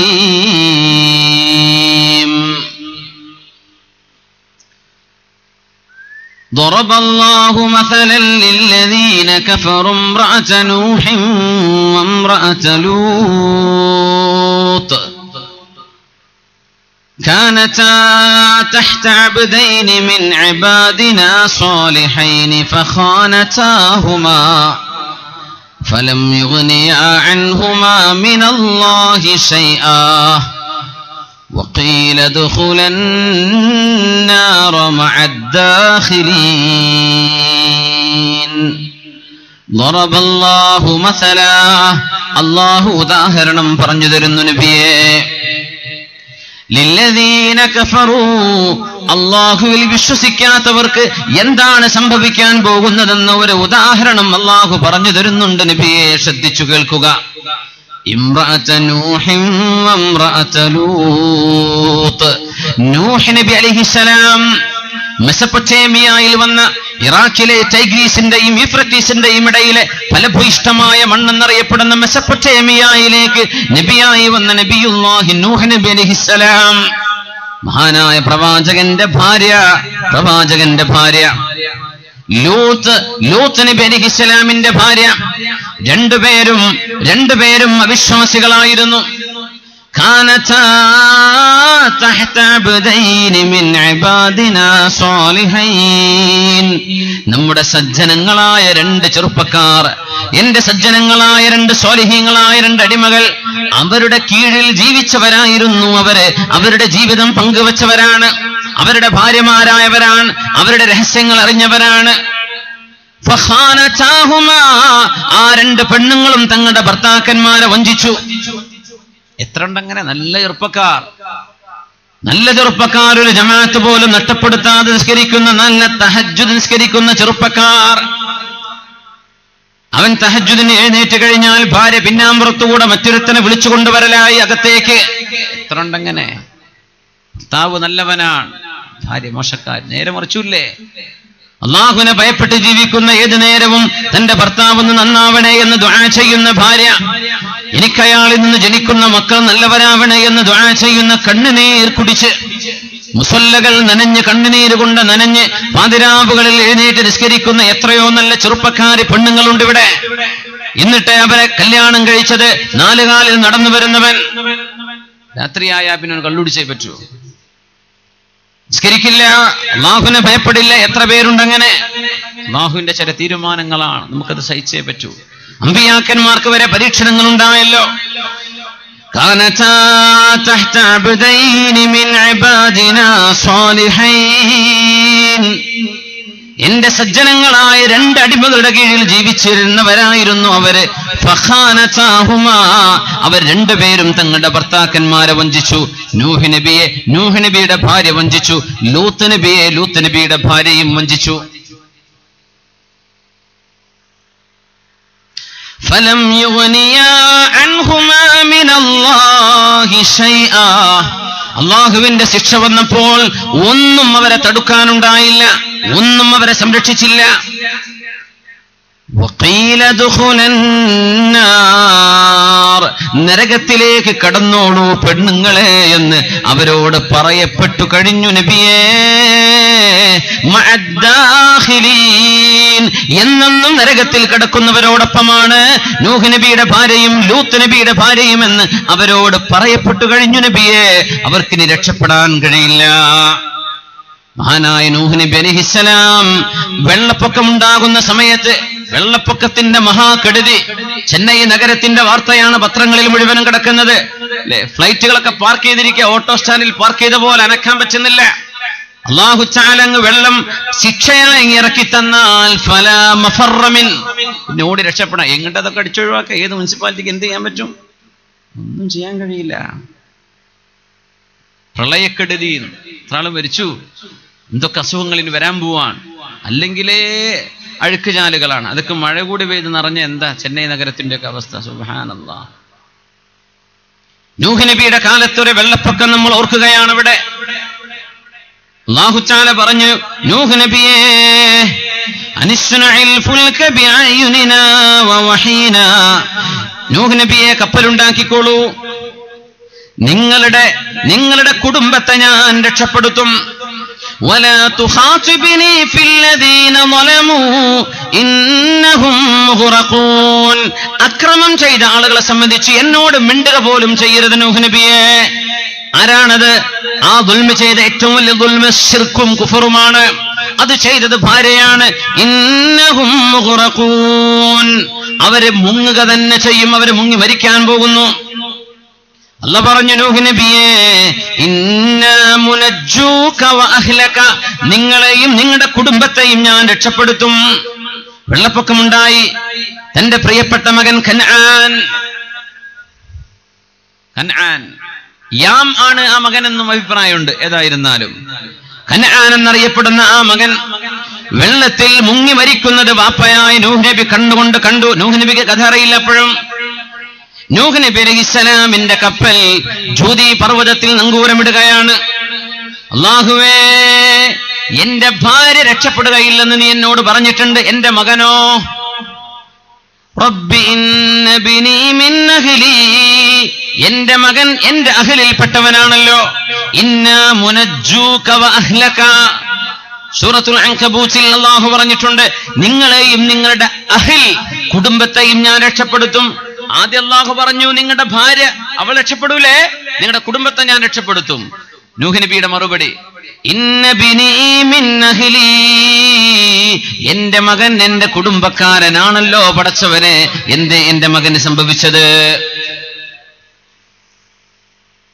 വഅൻത അർഹമുർ റാഹിമീൻ, അല്ലാഹുവേ നീ ഏറ്റവും കരുണയുള്ളവനാണല്ലോ, എന്റെ പ്രിയപ്പെട്ട മകന് എന്ത് സംഭവിച്ചു പോയല്ലാ. ഉലമാ പറയും, ഭാര്യ മോശാണെങ്കിൽ ഒരുപക്ഷെ ആ ഭാര്യയെ ക്ഷമിച്ചു കൊണ്ടുനടന്നാൽ ആ ഭാര്യയിൽ നിന്ന് കൺകുളിർമയുള്ള മക്കളെ അള്ളാഹു കൊടുത്തേക്കുന്ന, അങ്ങനെ ഉണ്ടാവും. ഭാര്യ മോശാണ്, അവളൊപ്പം ജീവിച്ചിട്ട് ഒരു റാഹത്തുമില്ല, പക്ഷെ അവളിൽ നിന്നുണ്ടാകുന്ന മക്കൾ, അവൾ ജന്മം കൊടുക്കുന്ന മക്കളിൽ അള്ളാഹു ചിലപ്പോൾ കൺകുളിർമയെ കൊടുക്കും. അങ്ങനെയാണ്. പണ്ടൊരാളെ കല്യാണം കഴിഞ്ഞിട്ട് വളരെ വിഷമത്തിലാണ്, എന്നും പ്രശ്നമാണ്, കച്ചറയോട് കച്ചറ എന്നൊക്കെ പറയില്ല നമ്മള്. അപ്പൊ ആൾക്കാർ പറഞ്ഞു, പൊന്നാര ചങ്ങാതി, ഇന്ന് അവളെ തൊലാക്കലിട്ട് വേറെ കല്യാണം കഴിച്ചൂടെ, പെണ്ണുങ്ങളുടെ നാട്ടിൽ കിട്ടാഞ്ഞിട്ടാണോ എന്ന് പറഞ്ഞപ്പോ ആ നല്ല മനുഷ്യൻ പറഞ്ഞു, പിന്നെ ഈ അറബിയുള്ള നാട്ടിലൊക്കെ കല്യാണം കഴിഞ്ഞാൽ വേറെ കല്യാണം പെട്ടെന്ന് കഴിയും, നമ്മുടെ നാട്ടിലൊക്കെയാണ് ഇച്ചിരി പ്രയാസമുള്ളത്, ഒരിക്കൽ കഴിഞ്ഞതാന്നൊക്കെ പറയും. എല്ലാ ജോലിക്കും എക്സ്പീരിയൻസ് നല്ലൊരു പോസിറ്റീവ് അസറ്റാണ് അല്ലേ. എക്സ്പീരിയൻസ് ഉണ്ടെന്ന് പറഞ്ഞാൽ കല്യാണത്തിൽ മാത്രമേ പറ്റൂല, എക്സ്പീരിയൻസ് ഉണ്ടെങ്കിൽ അല്ലേ, ബാക്കി എല്ലാറ്റിലും എക്സ്പീരിയൻസ് നല്ലതാ, കല്യാണത്തിൽ പറ്റൂല. പക്ഷെ അറബ് നാട്ടിൽ അങ്ങനെയല്ല, ഡിവോഴ്സ് ആയി കഴിഞ്ഞാലും വേറെ ഒരു പുനർവിവാഹം, റീമാരേജ് പെട്ടെന്ന് നടക്കും. അപ്പൊ ഈ സാധു പറഞ്ഞു, പിന്നെ ഞാനിവളെ ഒഴിവാക്കാന്നല്ല, അപ്പൊ ഞാനിവളെ ഒഴിവാക്കി ഏതെങ്കിലും ഒരു സാധുവിന്റെ തലയിൽ ഇവള് വന്ന് പെടും. അപ്പോൾ അവൻ സഹിക്കേണ്ടി, അത് എന്റെ മുസ്ലിമായൊരു സഹോദരനല്ലേ, അത് ഞാനങ്ങ് സഹിച്ചോളാം. കുറെ കാലം കൊണ്ടുനടന്നു, പിന്നെ ഇയാൾ ഒഴിവാക്കേണ്ടി വന്നു. അപ്പൊ നാട്ടുകാർ വിടൂലല്ലോ, നാട്ടുകാരപ്പം ചോദിക്കും, എന്തേ പിന്നെ ഒഴിവാക്കിയെന്ന്.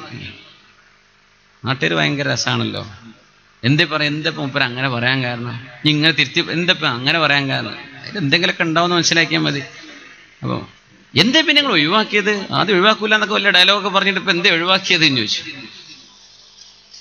ഞാൻ അവൾ ഒഴിവാക്കിയിട്ട് വേറൊരുത്തപ്പോളെ കെട്ടിയിട്ടുണ്ട്, അവളിപ്പോ എൻ്റെ ഒരു മുസ്ലിമായ സഹോദരന്റെ ഭാര്യയാണ്. എൻ്റെ മുസ്ലിമായൊരു സഹോദരന്റെ ഭാര്യയെ പറ്റി ഞാൻ അരുതാത്തത് പറയാൻ പാടില്ലല്ലോ. കഴിഞ്ഞു. എന്തൊരു റാഹത്തുണ്ടാവും അങ്ങനെയൊക്കെ ആണെങ്കിൽ. നമ്മൾ എന്നാ ഇരിക്ക്, ചായ തരാം, വലിയ കഥയാണത്, 2 മണിക്കൂർ സമയം ഉണ്ട് എനിക്ക്, ഉണ്ട്, എന്നാ ഇരിക്കും, ഞാൻ പറഞ്ഞുതരാറ് അല്ലേ. നമ്മൾ അങ്ങനെയാ ചെയ്യുക, അങ്ങോട്ട് ഫളീഹത്താക്കും, പഴയ കഥ മുഴുവൻ പറഞ്ഞു. അവള് പോയില്ലേ, നിന്റെ ഭാര്യയല്ല.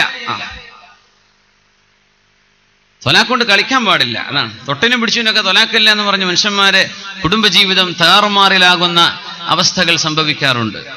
കളിക്കാനുള്ളതല്ല ഇത്, സീരിയസ് ആണ്, കളിക്കാൻ പാടില്ല. അബ്ഗദുൽ ഹലാലി ഇലല്ലാഹ്, അള്ളാഹിന്റെ അർശ് വിറക്കുന്ന പറഞ്ഞത്, അർശ് വിറക്കും. ഒരു തൊലാക്ക് സംഭവിക്കുമ്പോ അള്ളാഹുവിന്റെ അർശ് വിറക്കുന്നതാണ്. അതുകൊണ്ട് കളിക്കാൻ പാടില്ല, അതുകൊണ്ട് തമാശ പോലും പറഞ്ഞ് കളിക്കാൻ പാടില്ല എന്ന്. ഹലാലുഹു ജിദ്ദുഹുന്ന ജിദ്ദുൻ വഹസ്ലുഹുന്ന ജിദ്ദുൻ. നമുക്ക് മനസ്സിലാക്കിയിട്ടുണ്ട്, തമാശ പറഞ്ഞാലും കാര്യമാണ്, കാര്യത്ത് പറഞ്ഞാലും കാര്യ. അതിൽപ്പെട്ടത് അത്തൊലാഖു വന്നികാഹു വറജ്അ, തിരിച്ചെടുക്കലും തൊലാഖ് ചൊല്ലലും അതുപോലെ തന്നെ നിക്കാഹ് ചെയ്യലും അങ്ങനെയാണ്. തമാശ പറഞ്ഞാലും നിക്കാഹാവും, കാര്യത്ത് പറഞ്ഞാലും ആവും. കളിക്കാൻ പാടില്ല. സയ്യിദുന നൂഹ് നബി അലൈഹിസ്സലാത്തു വസ്സലാം തന്റെ പ്രിയപ്പെട്ട മകനെ സംബന്ധിച്ച ചോദിക്കുന്ന, അല്ലാഹുവേ, എന്റെ ഭാര്യ മോശക്കാരിയാണ്. ഭാര്യ മോശക്കാരിയാണെങ്കിലും അവരെ ക്ഷമിച്ചവരോടുകൂടെ നിന്നാൽ നീ എന്തെങ്കിലും ഒരു സമ്മാനം, ഒരു നല്ല മക്കളെങ്കിലും അത് കാരണം തരുമല്ലോ റബ്ബേ. എന്റെ മകൻ കൻആൻ എന്റെ കൺമുമ്പിൽ നാം മുങ്ങി മരിച്ചത്. എന്തു പറ്റി കൻആനിന്? അല്ലാഹുവേ, ഇന്ന ബിനി മിൻ അഹ്ലി വ ഇന്ന വഅദകൽ ഹഖ്. അല്ലാഹുവേ, നീ എനിക്ക് തന്ന കരാർ സത്യമാണല്ലോ. നീ എന്നോട് പറഞ്ഞിട്ടുണ്ടല്ലോ, ഇന്നാ മുനജ്ജൂക വ അഹ്ലക, എന്റെ കുടുംബത്തെ രക്ഷപ്പെടുത്തുമെന്ന്. ഭാര്യയില്ല എന്ന് നീ തന്നെ പറഞ്ഞിട്ടുണ്ട്, അതെനിക്ക് ചോദ്യവുമില്ല. എന്റെ മകൻ എന്തു പറ്റി? വഅൻത അഹ്കമുൽ ഹാകിമീൻ.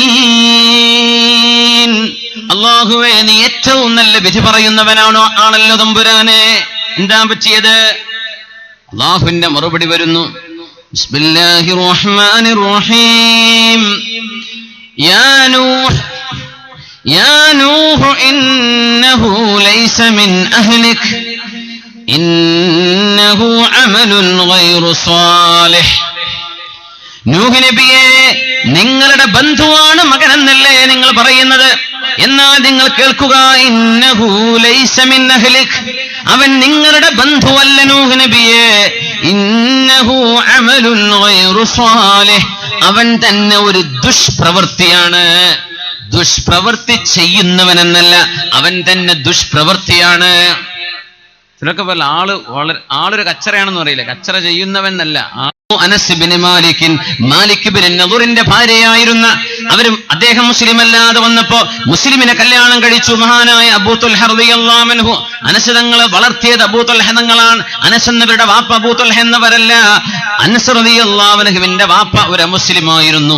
റുമൈസ ബീവിയെ ജാഹിലിയത്തിൽ കല്യാണം കഴിച്ച ആള് മുസ്ലിമാ. മാലിക് ഇബ്നു നദർ അയാളെ കൈവിട്ടു. എനിക്ക് ഇയാളെ വേണ്ടാന്ന് പറഞ്ഞു. അദ്ദേഹം പറഞ്ഞു, റുമൈസ, നീ എന്റെ കൂടെ പോരുന്നുണ്ടോ? ഞാൻ ഷാമിലേക്ക് പോവുകയാണ്. പോരുന്നുണ്ടോ എന്ന് ചോദിച്ചു. ഞാനില്ല, നിങ്ങൾ പോയിക്കോ, ഞാൻ പോരുന്നില്ല. പ്രിയപ്പെട്ട അനസ് റളിയല്ലാഹു അൻഹു ജനിച്ചപ്പോ ഉമ്മ മഹദി റളിയല്ലാഹു അൻഹ ആ കുഞ്ഞിനെ താരാട്ട് പാടുകയായിരുന്നു. താരാട്ട് പാട്ടുറക്കും. എന്താണ് താരാട്ടെന്ന് അറിയുമോ? ഫകാനത് തുലഖിനുഹു, ആ പ്രിയപ്പെട്ട മോൻ അനസ് റളിയല്ലാഹു അൻഹുവിനെ ഉമ്മ റുമൈസ ബീവി പറഞ്ഞു കൊടുത്തിരുന്ന വാക്ക് അഷ്ഹദു അല്ലാ ഇലാഹ ഇല്ലല്ലാഹ് വ അന്ന മുഹമ്മദർ റസൂലുള്ളാഹ്. അല്ലാമ ഇബ്നു ഹജർ തങ്ങൾ പോലും ഈ സംഭവം ഉദ്ധരിച്ചിട്ടുണ്ട്. അനസ് റളിയല്ലാഹു അൻഹുവിന്റെ ഉമ്മ അനസ് തങ്ങൾ ചെറിയ കുട്ടിയായിരുന്നപ്പോ മുത്തുനബിക്ക് 10 കൊല്ലം ഖിദ്മത്ത് ചെയ്ത സ്വഹാബിയാണ്. മദീനയിൽ വന്ന് നബി തങ്ങൾ മദീനയിൽ ജീവിച്ച കാലം 10 കൊല്ലമാണ്. അതുകൊണ്ടാ 10 ഒതുങ്ങിയത്. 100 വയസ്സ് കഴിഞ്ഞിട്ട് അനസ് എന്നവർ വഫാത്താകുന്നത്. സ്വഹാബികളിൽ അവസാന കാലങ്ങളിൽ വഫാത്തായി പോയ സ്വഹാബിയാണ് അനസ് റളിയല്ലാഹു അൻഹു. ആ പ്രിയപ്പെട്ട അനസ് എന്നവരെ ചെറിയ കുട്ടിയായിരുന്നപ്പോ മുസ്ലിമായ ഉമ്മ വാപ്പ ഇട്ടേച്ചു പോയിട്ടുണ്ട്. മാലിക് ഇബ്നു നദർ അമുസ്ലിമാണ്. ഭാര്യയും ഭർത്താവും രണ്ടുപേരും ഒരുമിച്ച് ജീവിക്കുമ്പോൾ ഏതെങ്കിലും ഒരാൾ ഇസ്ലാം എന്ന് പുറത്തു പോയാൽ അവിടെ ഓട്ടോമാറ്റിക്കലി, അവിടെ ഇൻസ്റ്റന്റലി തൊലാക്ക് സംഭവിക്കും. തൊലാക്ക് ചൊല്ലേണ്ട ആവശ്യമില്ല. ഭർത്താവ് മുസ്ലിമാണ്, ഭാര്യ മുസ്ലിമല്ല, അവർക്ക് ഒരുമിച്ച് ജീവിക്കാൻ കഴിയില്ല. ഒന്നുകിൽ അവൾ മുസ്ലിമായിട്ട് വരണം, അല്ലെങ്കിൽ മുസ്ലിമിനെ കല്യാണം കഴിക്കേണ്ടി വരും. വലിയ ത്യാഗമാണ്. ഇതൊക്കെ കണ്ടുകൊണ്ട് ഇസ്ലാമിന്റെ സുന്ദരമായ പാഠങ്ങൾ പഠിച്ചുകൊണ്ട് മുസ്ലിമായി വരുന്ന എത്രയോ സഹോദരന്മാരില്ലേ, എത്രയോ ആളുകൾ. ഭയങ്കര ത്യാഗമാണ് അവരൊക്കെ ചെയ്യുന്നത്. കഴിഞ്ഞ കാലം മുഴുവൻ ഡിലീറ്റ് ചെയ്യണ്ടേ? കഴിഞ്ഞത് മുഴുവൻ ഫോർമാറ്റ് ചെയ്യാന്നൊക്കെ പറയില്ല നമ്മള്, കമ്പ്യൂട്ടർ.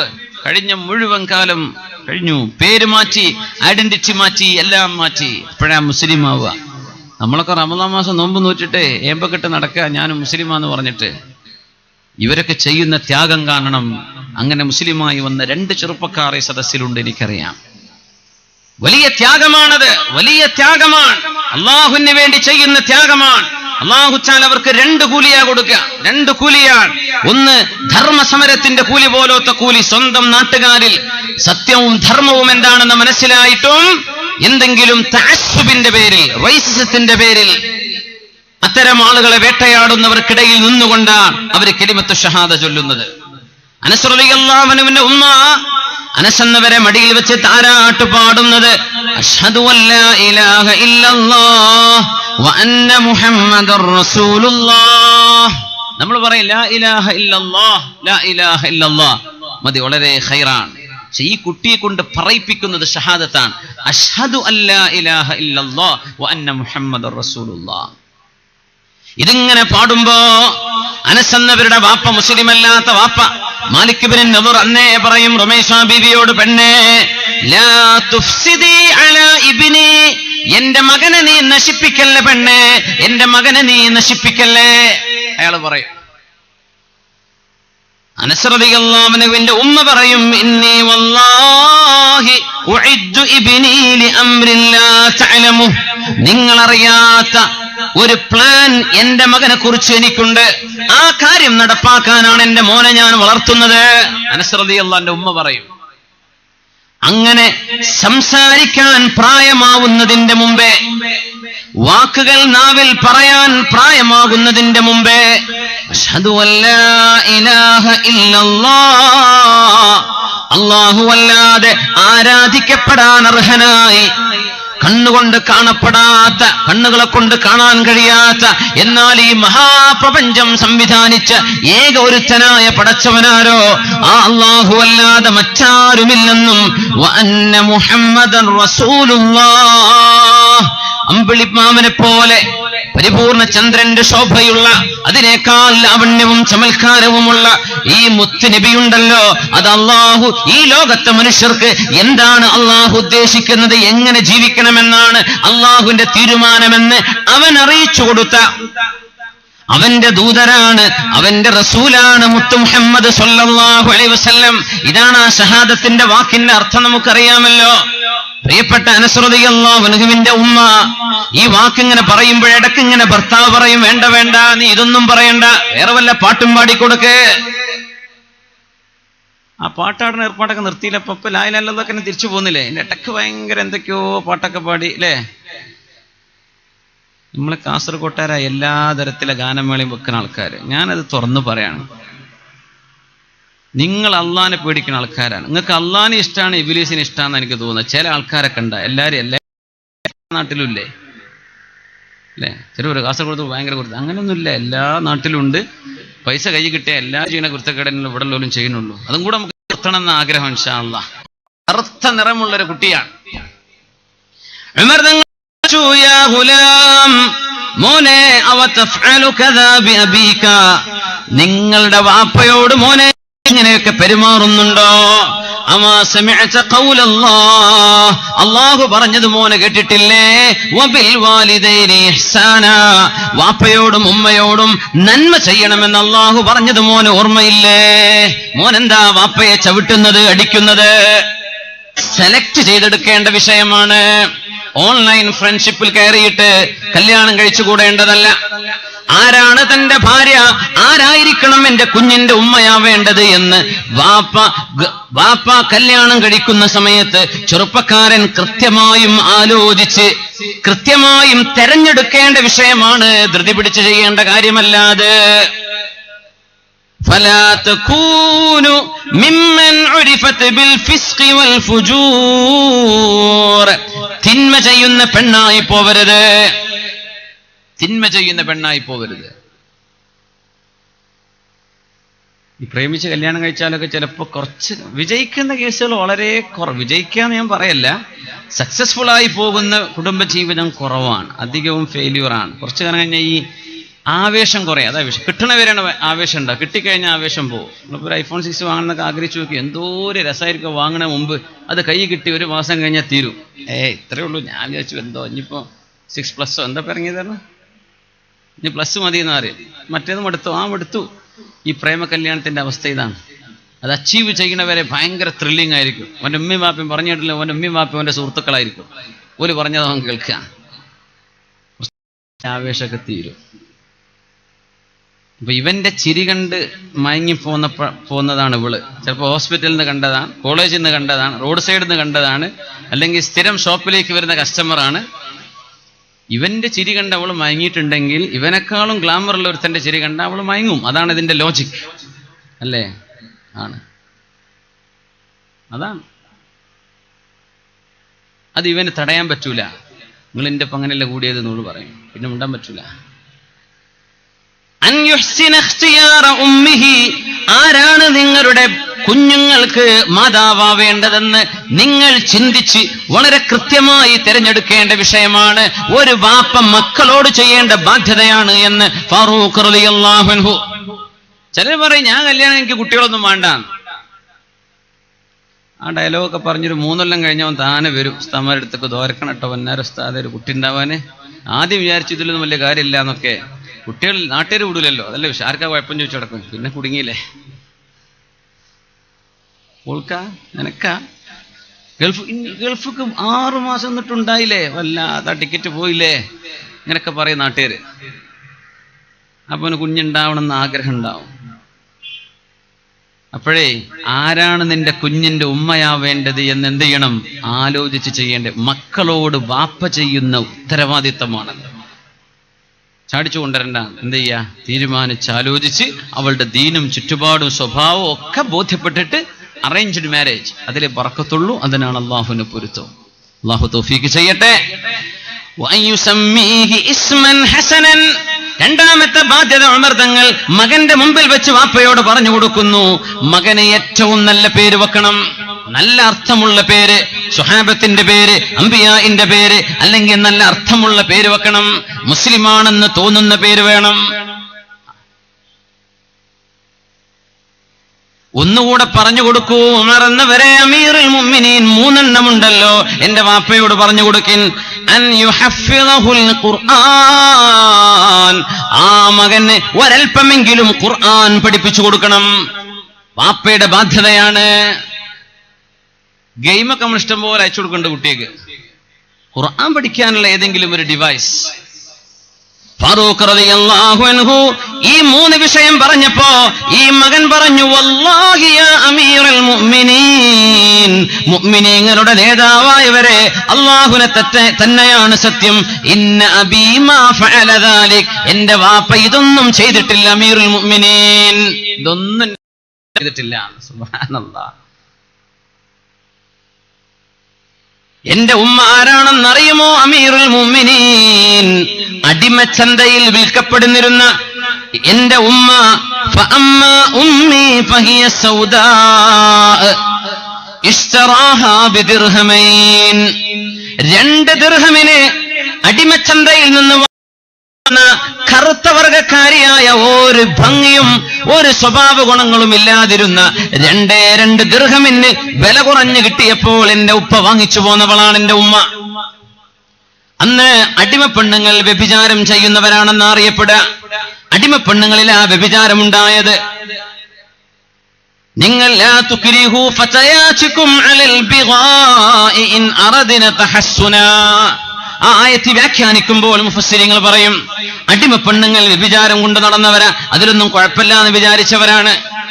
എന്റെ ഉമ്മയെ 2 ദിർഹമിന് കൊടുത്തിട്ടാണ് എന്റെ വാപ്പ വാങ്ങിച്ചത്. ഒരടിമ സ്ത്രീയെ വാങ്ങിച്ചു കഴിഞ്ഞാൽ ആ അടിമ സ്ത്രീയിൽ ഇയാൾക്ക് മക്കൾ ഉണ്ടായി കഴിഞ്ഞാൽ അവളെ, ആ ഉമ്മയെ പിന്നെ വലത് എന്നാണ് പറയാ. മക്കൾ ജനിക്കുന്നതോടുകൂടെ അടിമയല്ലാതെയാവുകയും ചെയ്യും. ഇന്ന് അടിമ സമ്പ്രദായമില്ല എന്ന് തീർത്തു പറയട്ടെ. ആലിമീങ്ങളുടെ 150 വർഷങ്ങൾക്ക് മുമ്പ് ലോകത്ത് നിന്ന് അടിമ സമ്പ്രദായം തീരെ ഇല്ലാതെയായിട്ടുണ്ട്. 150 വർഷം മുമ്പ് ഒറ്റയിട്ട് അവിടെ എവിടെയെങ്കിലൊക്കെ ഉണ്ടായിരുന്നു എന്ന് വരാം. 150 വർഷങ്ങൾക്കിപ്പുറം ഇനി അടിമ സമ്പ്രദായമേ ഇല്ല. അതുകൊണ്ടാണ് വീട്ടിൽ ജോലി ചെയ്യുന്നവരെ സംബന്ധിച്ച് അടിമയെന്ന് പറഞ്ഞുകൂടാ. അടിമകളെ സമീപിക്കാൻ പറ്റുമെന്ന് പറയുന്ന മസ്അല ഇന്നത്തെ ജോലിക്കാരികളോട് പാടുള്ളതല്ല, ഹറാമാണ്, വ്യഭിചാരത്തിന്റെ കുറ്റമാണ്. ഉമർ എന്നവരെ എന്റെ ഉമ്മയെ വാങ്ങിച്ചു കൊണ്ടുവന്നു 2 ദിർഹമിനെ കച്ചവടത്തിന് ഉദ്ദേശിച്ചു വന്നതാണ്. ഒരു രാത്രി എന്റെ ഉമ്മയുടെ കൂടെ കിടന്നു. അങ്ങനെയാണ് എന്റെ ഉമ്മ എന്നെ ഗർഭം ധരിക്കുന്നത്. ആ ഉമ്മയെയാണ് എനിക്ക് ഉമ്മയായി തെരഞ്ഞെടുത്തത്. എന്റെ ഉമ്മയുടെ നാട് ഏതാണെന്ന് വാപ്പാക്ക് അറിഞ്ഞിട്ടില്ല.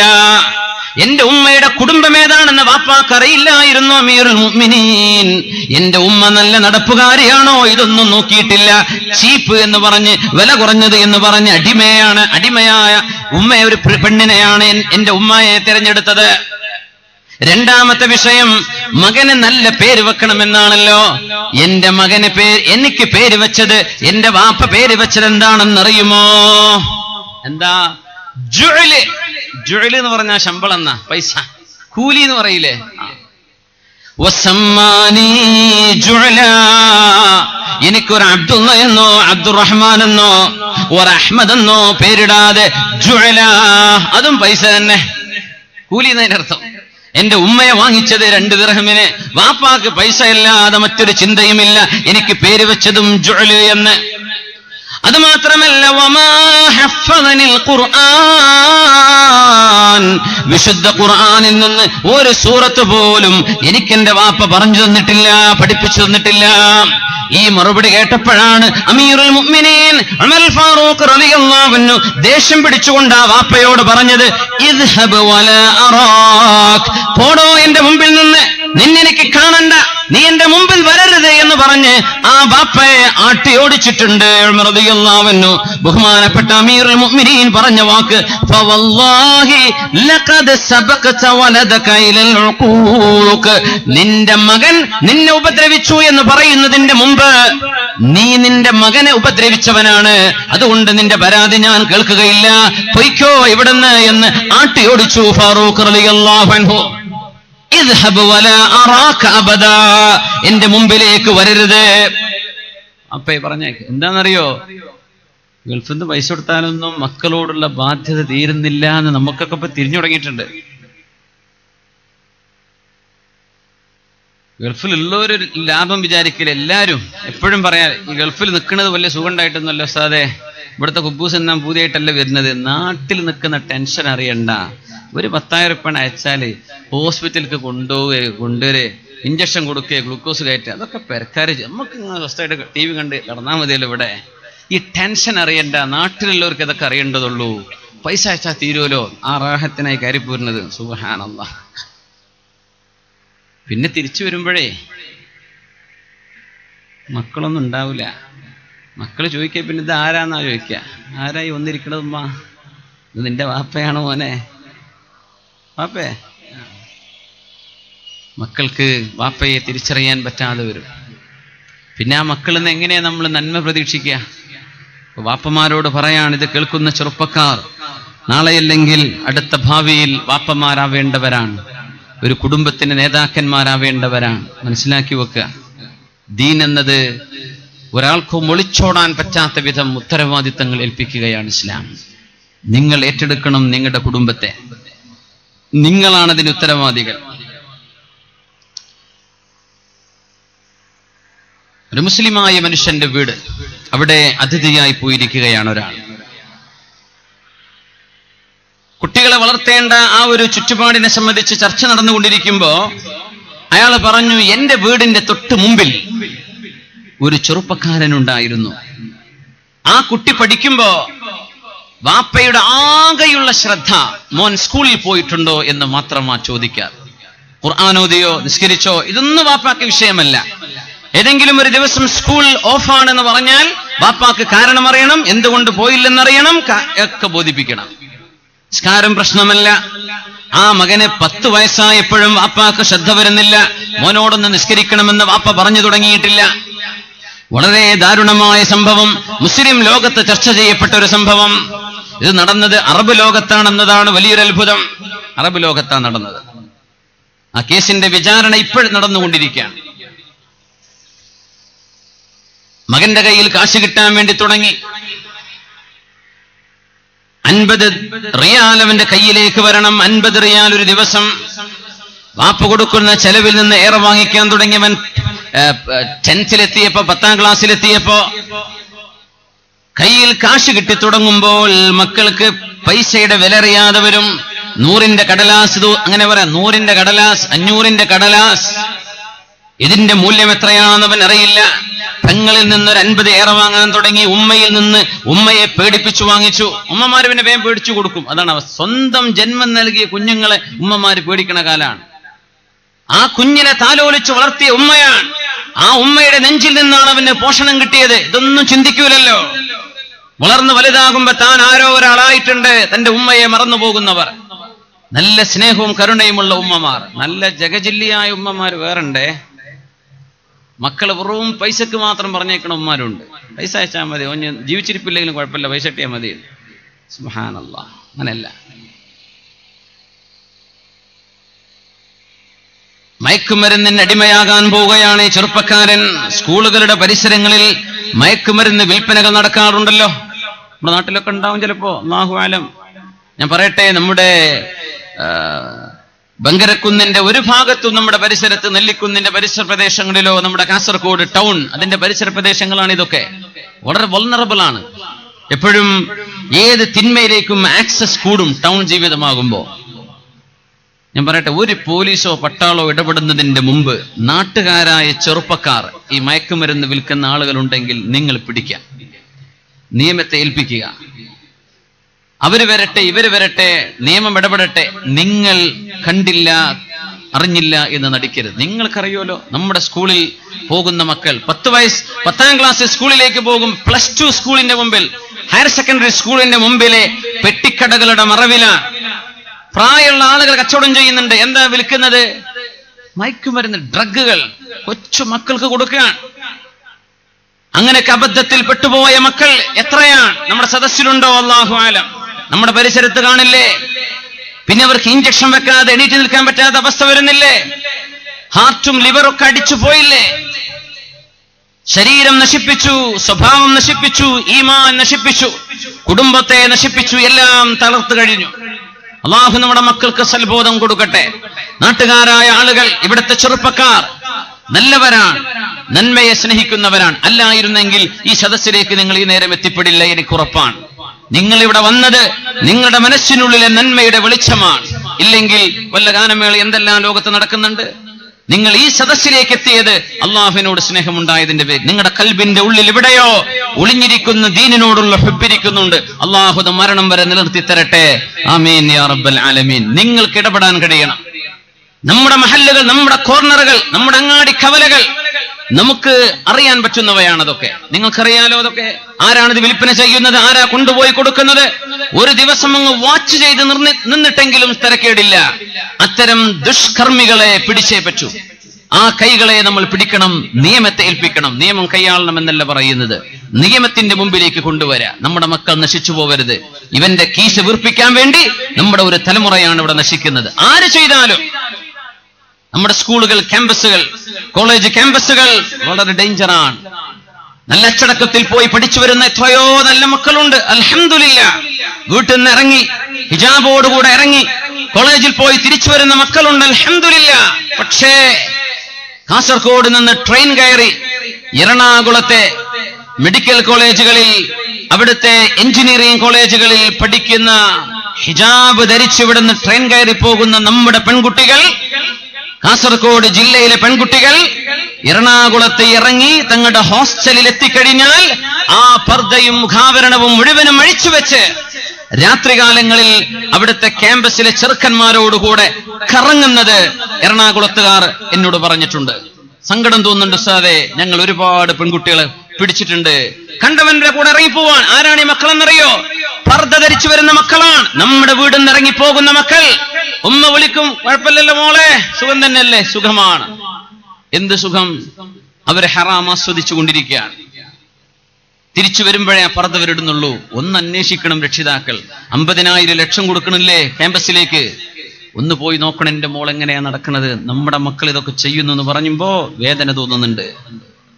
മുസ്ലിമീങ്ങളായ മക്കൾ പഠിക്കുന്ന എഞ്ചിനീയറിംഗ് കോളേജുകൾ, ബഹുഭൂരിപക്ഷം മുസ്ലിം കുടുംബത്തിലെ മക്കൾ പഠിക്കുന്ന കോളേജുകൾ മംഗലാപുരത്തുണ്ട്, ഇല്ലേ? ക്യാമ്പസുകളിൽ ആരാ കുരുത്തക്കേട് കളിക്കുന്നത് എന്ന് ചോദിച്ചാൽ ഇവിടുത്തെ ഹൈന്ദവരായ മക്കൾ, ക്രിസ്ത്യാനികളായ സുഹൃത്തുക്കൾ, അവരുടെയൊക്കെ മക്കൾ അച്ചടക്കത്തിൽ പഠിച്ചു പോരുന്നവരാ. ആരാ അവിടെ പോയി കാശി വിതറി പ്രശ്നങ്ങളും കുഴപ്പങ്ങളും അനാവശ്യങ്ങളും ഉണ്ടാക്കുന്ന ചോദിച്ചാൽ നമ്മുടെ സഹോദരങ്ങളല്ലേ, നമ്മുടെ മുസ്ലിമീങ്ങളല്ലേ സഹോദര? നിങ്ങൾ ആലോചിച്ചു നോക്കി. ഞാൻ ആഗ്രഹിച്ചു പോവാൻ, നമ്മുടെ മക്കൾ ഒരു ക്യാമ്പസിലേക്ക് എത്തിയാൽ അവിടുത്തെ ഗുരുത്തക്കേട് നമ്മുടെ മക്കളെ കൊണ്ട് നിൽക്കണം. നമ്മുടെ മക്കൾ ക്യാമ്പസ് നന്നാക്കണം. അവിടുത്തെ റാഗിങ്ങിനോ തോന്നിവാസത്തിനോ അല്ല നമ്മുടെ മക്കൾ. ഒരു മുസ്ലിം ഉണ്ടെങ്കിൽ അവിടെ നന്മ വരണം എന്ന ചിന്ത വേണം. അവിടെ പോയി കുതിര കളിക്കാനുള്ളതല്ല. നമ്മുടെ മക്കൾ എങ്ങനെയാ പഠിക്കുന്ന ആലോചിക്കാൻ. രാത്രികാലങ്ങളിൽ ഓടുന്ന ബസ് റൂട്ടുകൾ, ഞാനൊരു പ്രഭാഷണത്തിൽ പറഞ്ഞു ഈ വിഷയം. പ്രൈവറ്റ് ബസ്സുകൾ ഓടുന്നുണ്ട്, ഗവൺമെന്റ് സർവീസുകൾ ബസ്സുകൾ ഓടുന്നുണ്ട്. കാസർഗോഡ് നിന്നും എറണാകുളത്തേക്കും ട്രിവാൻഡ്രത്തേക്കും ബസ് ഓടുന്നുണ്ട്.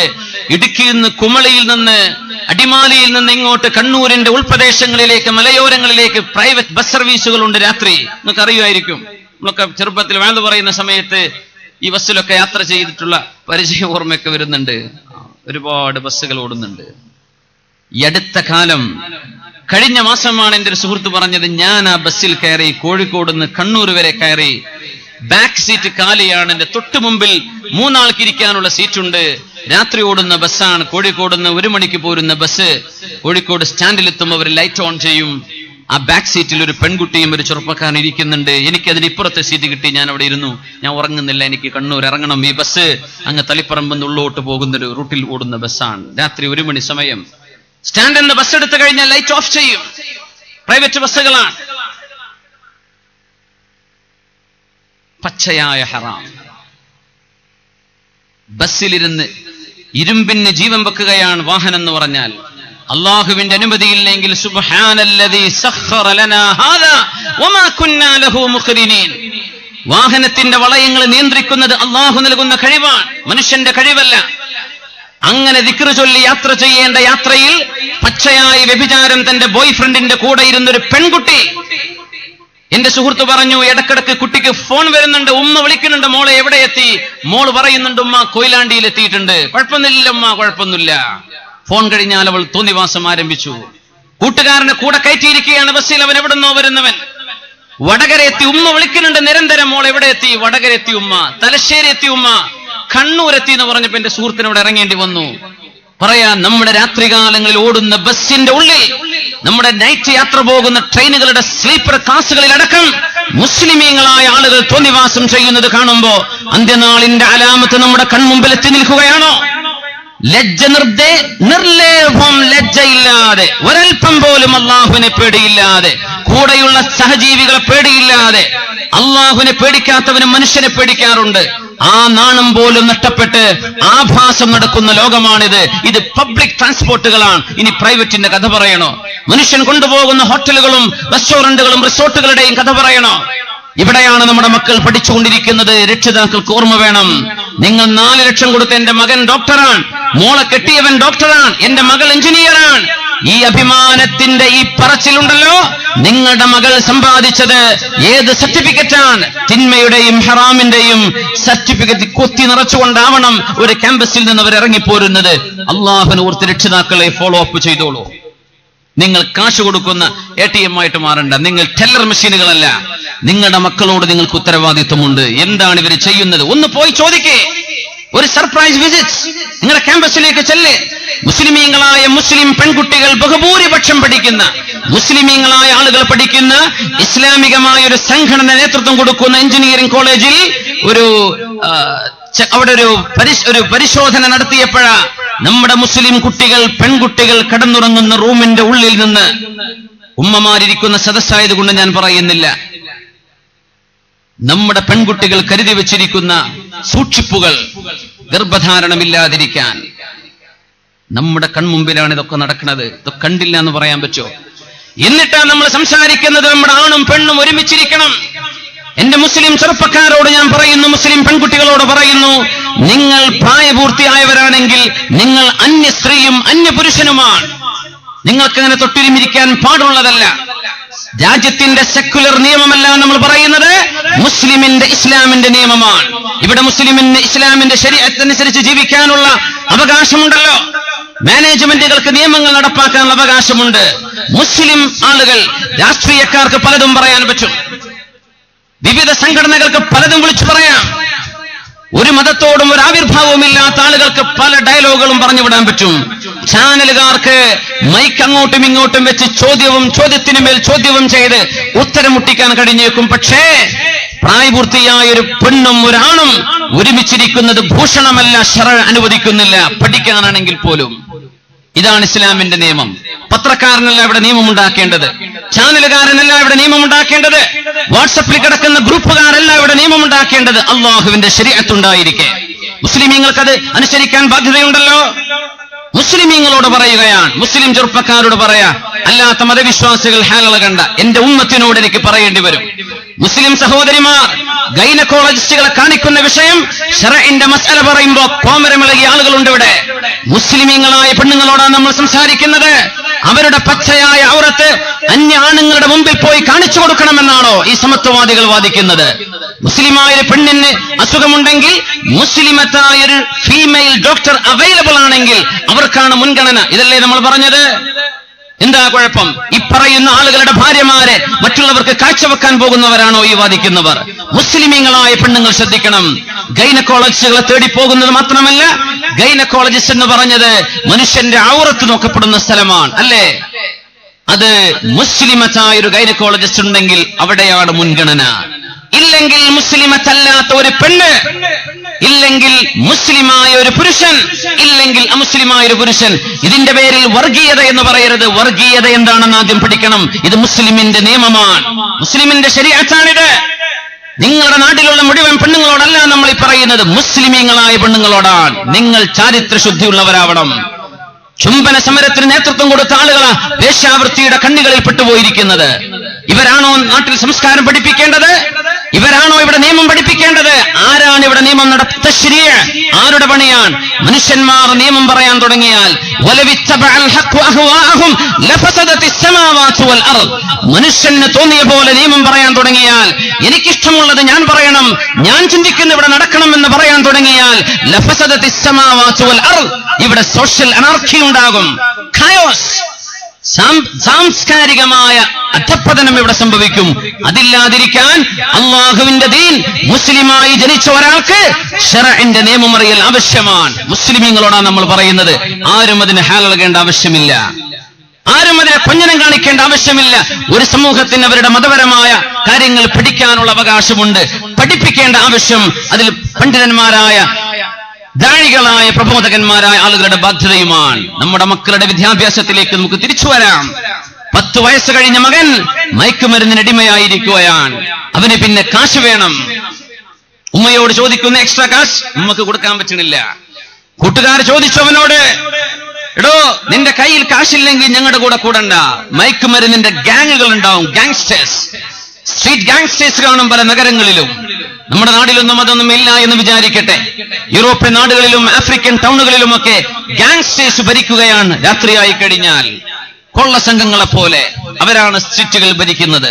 അള്ളാഹു നമ്മുടെ നഗരങ്ങളെ, നമ്മുടെ ഗ്രാമങ്ങളെ, നമ്മുടെ ഓണങ്കേറ മൂലകളെയൊക്കെ സർവ്വ തിന്മയിൽ നിന്നും അള്ളാഹു കാത്തുരക്ഷിക്കട്ടെ. ഈ സമൂഹത്തിലേക്ക് അള്ളാഹുവിന്റെ അദാബ് വരാതിരിക്കാനാ നമ്മൾ ഇടപെടുന്നത്, അള്ളാഹുവിന്റെ ശിക്ഷ വരാതിരിക്കാനാ.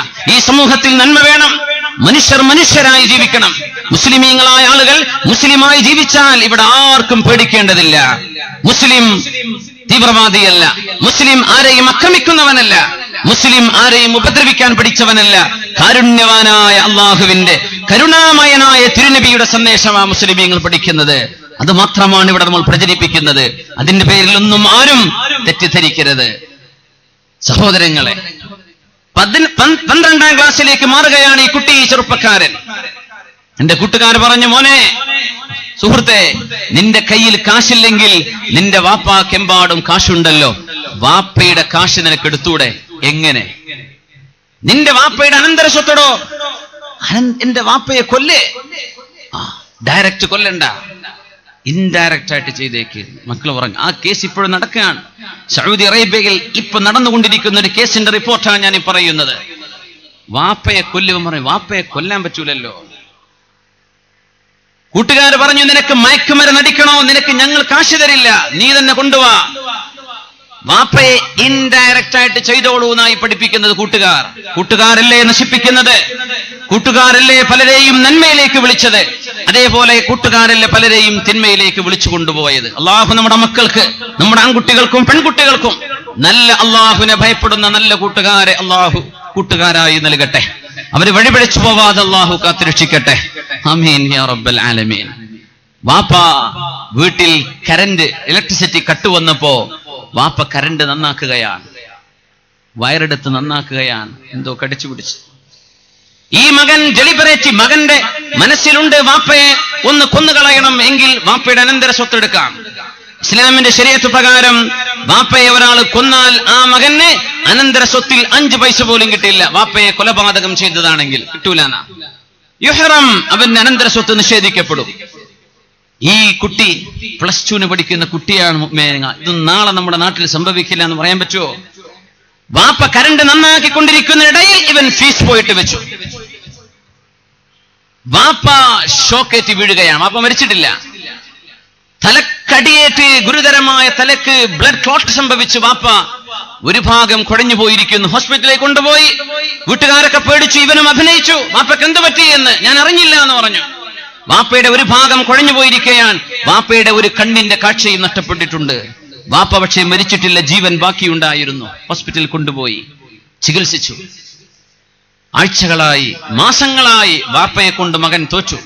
ഡോക്ടറെ അടുത്ത് രാവിലെ അപ്പോയിന്റ്മെന്റ്, നാളെ വൈകിട്ട് അപ്പോയിന്റ്മെന്റ്, മറ്റന്നാൾ രാവിലെ, മറ്റന്നാൾ അത് കഴിഞ്ഞ് ഉച്ചയ്ക്ക്, ഇങ്ങനെ നിരന്തരം വാപ്പയെ കൊണ്ടു നടന്നപ്പോ ആരോ പറഞ്ഞോടോ, വാപ്പയെ കൊണ്ട് നീ കുഴങ്ങിയില്ലേ, ഇങ്ങനെ വെച്ച് നിൽക്കണോ, വാപ്പ ഇനി ജീവിതത്തിലേക്ക് തിരിച്ചു വരുമോ?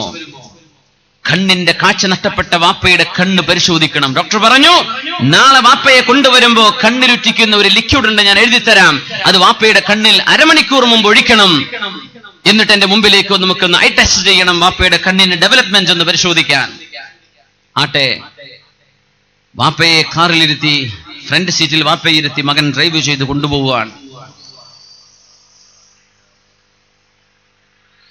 വാപ്പയുടെ കണ്ണിലുറ്റിക്കേണ്ട ലിക്വിഡ് വാങ്ങിച്ചിട്ടുണ്ട്. അപ്പോഴാണ് ഒരുത്തൻ പറഞ്ഞു കൊടുത്തതോ, അത് മാറ്റിയിട്ട് കണ്ണ് ബേൺ ചെയ്യുന്ന, ഉരുകി ഒലിക്കുന്ന ആസിഡ് ഉണ്ട്, അത് നീ കുത്തി നിറക്ക.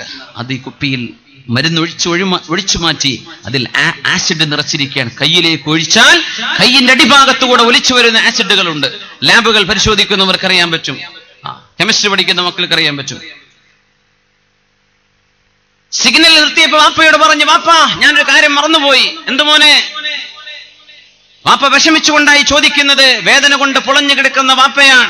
വാപ്പയുടെ കണ്ണിൽ മരുന്നുറ്റിക്കാൻ പറഞ്ഞിട്ടുണ്ട്. ഞാൻ ധൃതി പിടിച്ച് ഇറങ്ങിയപ്പോ എനിക്ക് ഓർമ്മ വന്നില്ല വാപ്പ. ഹോസ്പിറ്റലിൽ എത്താറായല്ലോ. ഈ സിഗ്നൽ കിടക്കുമ്പോ വാപ്പ ഒന്ന് സീറ്റ് ഒന്ന് ചരിച്ചു വെച്ചാൽ ഞാൻ കണ്ണിൽ ഒഴിച്ചു തരാം. വാപ്പ കടന്നു കൊടുത്തു. തന്റെ പ്രിയപ്പെട്ട മകൻ ഇത് ചെയ്യുമെന്ന് വാപ്പ വിചാരിച്ചിരിക്കില്ല. പ്രിയപ്പെട്ട മകൻ കണ്ണ് കരിഞ്ഞു പോകുന്ന ഈ പണി ചെയ്യുമെന്ന് വാപ്പ ഒരിക്കലും നനച്ചിരിക്കില്ല. ഈ മകന് വേണ്ടിയാണ് വാപ്പ കഷ്ടപ്പെട്ടത്. അവനെയാണ് ഏറ്റവും മുന്തിയ സ്കൂളിൽ കൊണ്ടുപോയി ആക്കിക്കൊടുത്തത്. പക്ഷേ മകന്റെ നിസ്കാരം വാപ്പ നോക്കിയിട്ടില്ല. മകൻ അല്ലാഹുവിനെ പറ്റിയുള്ള ബോധം വാപ്പ കൊടുത്തിട്ടില്ല. മകനെ ഖുർആൻ പഠിപ്പിച്ചിട്ടില്ല, ഒന്നും ചെയ്തിട്ടില്ല. വാപ്പയുടെ കണ്ണിലേക്ക് ഒഴിച്ചു ഈ ലിക്വിഡ്. പിന്നെ പറയണോ എന്ത് സംഭവിച്ചു എന്ന്? വാപ്പയുടെ കണ്ണ് ഉരുകി ഒലിച്ചിരിക്കുകയാണ്. നിലവിളിച്ച് പെടപെടച്ച് ആ സീറ്റിൽ പെടപെടച്ച് വാപ്പ കരഞ്ഞ് പെടക്കുമ്പോ ഒരു ഭാഗം മുഴുവനും പാരലൈസ് ആയി കിടക്കുന്ന വാപ്പയാണ്, ഒരു ഭാഗമാണ് വർക്ക് ചെയ്യുന്നത്. ആ ശരീരത്തിന്റെ ഭാഗം കാലിട്ടടിച്ച് അറിയാതെ പെട്ടെന്ന് ഡോറിന്റെ വാതിൽ, കാറിന്റെ ഡോർ തുറന്നുപോയി. വാപ്പ സിഗ്നൽ ഓൺ ആയതും മകൻ വണ്ടി ഫോർവേഡ് എടുത്തപ്പോഴേക്കും വാപ്പ ഈ മരണവെപ്രാളത്തിന്റെ പിടുത്തത്തിൽ ഡോറ് തുറന്ന് വാപ്പ താഴേക്ക് വീഴുകയാണ്. തൊട്ട് പിറകിൽ വന്നൊരു വാഹനം വാപ്പയുടെ ദേഹത്തുകൂടെ കയറിയിറങ്ങി.